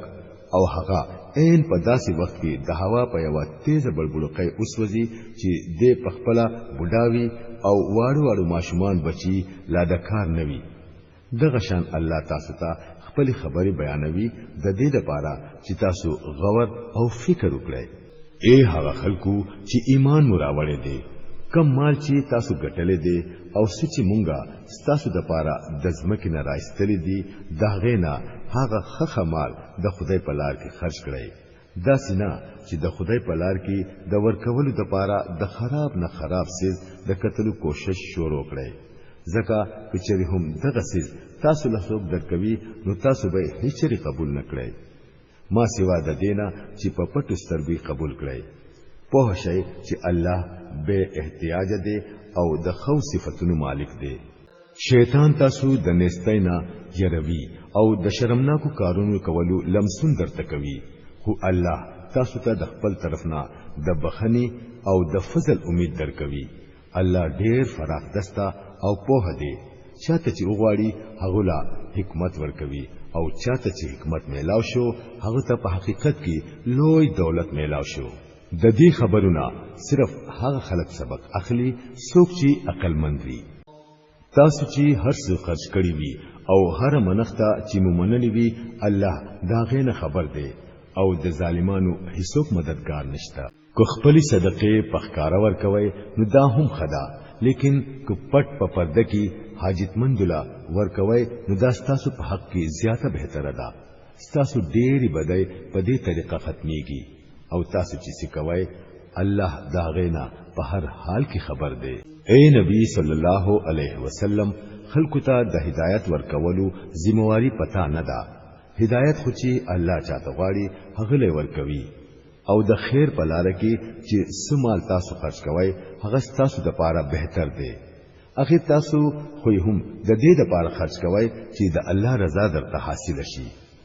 نسمال چې تاسو د الله په لار کې خرج کوئ داغه پوره بدله با تاسو لا درکړي شي او تاسو حق با هیڅ کله نه وهلي کیږي. خاص طور د امداد لایق هغه غریبان خلک دي چې د الله په کار کې داسې خط دي چې د خپل روزي ګټلو د پاره پزمکه کې منډه تړل نشي وهاله. داغوی د سنغختلو په وجا نا خبر سره پاغوی دا ګمان کوي چې هغوی غني خوشاله دي. تاسو داغوی د مخونونه داغوی اصلي حالت معلومه ولې شي لیکن هغوی داسې خلک نه دي چې دا غختلو د پاره په خلکو پورین خلی. داغوی سره په امداد کولو کې چې سمال تاسو خرج کړئ هغه به د الله نه پټ نه پاتې کیږي. کم خلک چې خپل مال د شپې او د ورځې او په پټه او په ښکارا خرج کوي داغه بدلا داغوی د خپل رب سره ده او داغوی د پاره د یری او د غم څه خطر نشته. او کم خلک چې سود خوري داغوی حال د هغه سړي په شانتوي چې شیطان پلاس ورولو سره لیونی کړی وي او په هغوی باندې د داسې حال راتللو وجہ دا چې هغوی وایي چې تجارت خو هم د سود په شان یو سیز دی. حال دا چې الله تجارت حلال کړی دی او سودی حرام کړی دی. نو چاته چې د خپل رب د طرف نه دا نصیحت ورورسي او د بیا د پاره د سود خوراک نه منشي نو سچي هغه مخکې خړل دي هغه خړل دي داغه معاملہ الله ته حواله ده او چاچی د دې حکم نه ورستو بیا داسې کار وکړو نو هغه دوزخی دی هغه به حالت همیشه دی الله سود ختموي او صدقه زیاتوي او الله هر ناشکرا بدعمل انسان نه خوښوي او کم خلق چې ایمان راوړي او نیک عمل وکړي او منځ قائم کړي او زکات ورکړي داوی بدلا بشکا داوی د خپل رب سره ده او داوی د پاره د هیڅ یری او د هیڅ غم موقع نشتا اے هغه کسانو چې ایمان راوړې دي د الله نه ویریږي او کم څه چې تاسو په خلکو باندې پاتې دي هغه پرېګ دی کو واقعي تاسو ایمان راوړې وي خو کو داسې مو اونکړل نو خبر شئ چې د الله او داغه د رسول د طرف نه تاسو خلاف د جنگ اعلان دی اوس هم کو تاسو توبه کړه او سود مو پرې خو دو نو د خپل اصلي سرمایه تاسو حقدار یې م تاسو ظلم کوي او نه دی په تاسو ظلم وشي کو تاسو د قرضداري لاس تنګوي نو د لاس فراخه کېدو پوری ورته انتظار وکړئ او کو صدقه کړئ نو دا تاسو د پاره زیاته بهتره ده که تاسو په هیږئ د هغه ورځې د رسوایی او مصیبت نه ځان وساتئ چې په هغه کې با تاسو الله ته واپس کېږئ هلته به هر سړی ته د خپل ګټلې شوی نیکي یا بدای بدلا پوره میلاويږي او پچا به ظلم هرگز نه کیږي هغه خلکو چې ایمان مراوړې دي کله چې تاسو په خپلو کې د یوې خاص نیټې پوری د قرض لین دین کوي نو هغه لیکي یو لیکوال دی په انصاف سره تاسو په منځ کې لیکل وکړي چاله چې الله د لیکلو لوستلو قابلیت ورکړي وي هغه له پکار دی چې د لیکلو نه انکار نه کوي هغه د لیکل کوي او هغه سړی دی ورته بیان کوي چې پچا باندې حق راځي یعنی قرضدار او هغه له پکار دی چې د خپل رب الله نه ویریږي چې څه معاملې شوي وي پاغي کې دی هیڅ کمې زیاتې نه راولي لیکن که قرضدار په خپل ناپوهه یا ضعیف وي یا منشیته سم خبره نشي کولای نو داغو واقدار دی ورته په انصاف سره بیان وکړي بیا د خپل سړو مسلمانانو نه دوتن سړي پاغه گواهان کړي او کو دوتن سړي نوي نو یو سړي او دوه خځې دی وي چې کو د یوې خزینه هر شي نو هغه بل خزه به ورته یاد کړي دا گواهان د داسې خلکو نه پکار دي چې دا غوي گواهی ستاسو په منځ کې مقبول وي گواهانو ته چې کله د گواه جوړېدلو د پاره ویل شي نو هغوی له پکار دي چې د گواهی نه انکار ونکړي کوم معاملہ وړوي او کلویا د خاص نیټه سره داغه په لیکلو کې سستی مکوي د الله په نس دا طریقه ستاسو د پاره ډیره د انصاف طریقه ده په دې سره په شهادت کولو کې زیاته اسانتیا وي او په شک شوبې کې د پریوتلو امکان ډیر کم وي او کم تجارتی لین دین چې تاسو لاس په لاس په خپلو کې کوي که هغه اون لیکل شي نو هیڅ ګناه نه ده خو د تجارتی معاملو کولو په وخت کې گواهان نشي لیکون کی او گواله دی تکلیف نه ورکړي کیږي کدا سیمو وکړل نو ګناه وکوي د الله د غضب نه ځان ساتي هغه تاسو له د عمل د صحیح طریقې تعلیم درکوي او هغه ته د هر سیس علم دی کچری تاسو په سفر کیای او د لیکلو د پاره درتا لیکون کې میلاو نشي نو خپل معاملہ د سیس په غاڼه نیولو روانه کړئ که پتا سو کې یو تن په بل باندې اعتبار وکړي او غاڼه وانخلي او داغ سره د لین دین سو معاملہ وکړي نو پچا چې اعتبار شوی وي هغه له پکار دی چې امانت ادا کړي او د خپل رب نه ویریږي او گواهی هچری م پټوي څوک چې گواهی پټوي داغه زړه په ګناه کې ککړ دی او الله تاسو د عملونو نه خبر نه دی په اسمانونو او پزمکه کې چې هر څه دی هغه ټول د الله دی تاسو کې د خپل زړه خبرې ښکارا کړئ او کو پټي وساتئ الله به په هر حال کې داغه حساب تاسو سره کوي بیا داغه اختیار دی چې څوک معاف کول غواړي معاف به کړي او چې چاله سزا ورکول غواړي هغه له سزا ورکړي هغه په هر څه باندې قادر دی رسول صلی الله علیه وسلم په هغه حکمونو باندې ایمان راوړی دی کوم چې د خپل رب د طرف نه په هغه باندې نازل کړي شوی دی او کوم خلکو چې دا رسول منل دي هغه هم دا حکمونه د زړونو منل دي دوی ټول الله داغو فرښتې او داغو کتابونه او داغو رسولان مني او ټول داوای چې مونږه د الله رسولان د یو بل نه جدا کوو مونږه حکم واوریدو او قبول وکړو اے زمونږ ربا مونږ ستانه د خطاګانو بخنه غواړو او هم تا ته به واپس درځو الله تعالی په هیڅ باندې داغه د وسن زیات د ذمہواره بوج نه اچوي هر چا چې سنې کی کړی دا داغه ثواب هم داغه دی او چا چې بدی کړی دا داغه سزا هم پاغه ده اے مومنانو تاسو په دې طریقه دعا غواړئ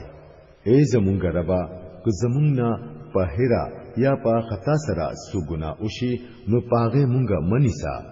اے ربا په مونږه هغه بار ما چوا کم چې تا زمونږ نه په مخکینی خلکو باندې اچولې وو پروردګارا چې د کم بوج د وړلو طاقت په مونږ کې نشته هغه په مونږه مګدا زمونږ سره نرمي وکړه مونږه معاف کړه په مونږه رحم وکړه ته زمونږ مولای د کافرانو په مقابله کې زمونږ امداد وکړه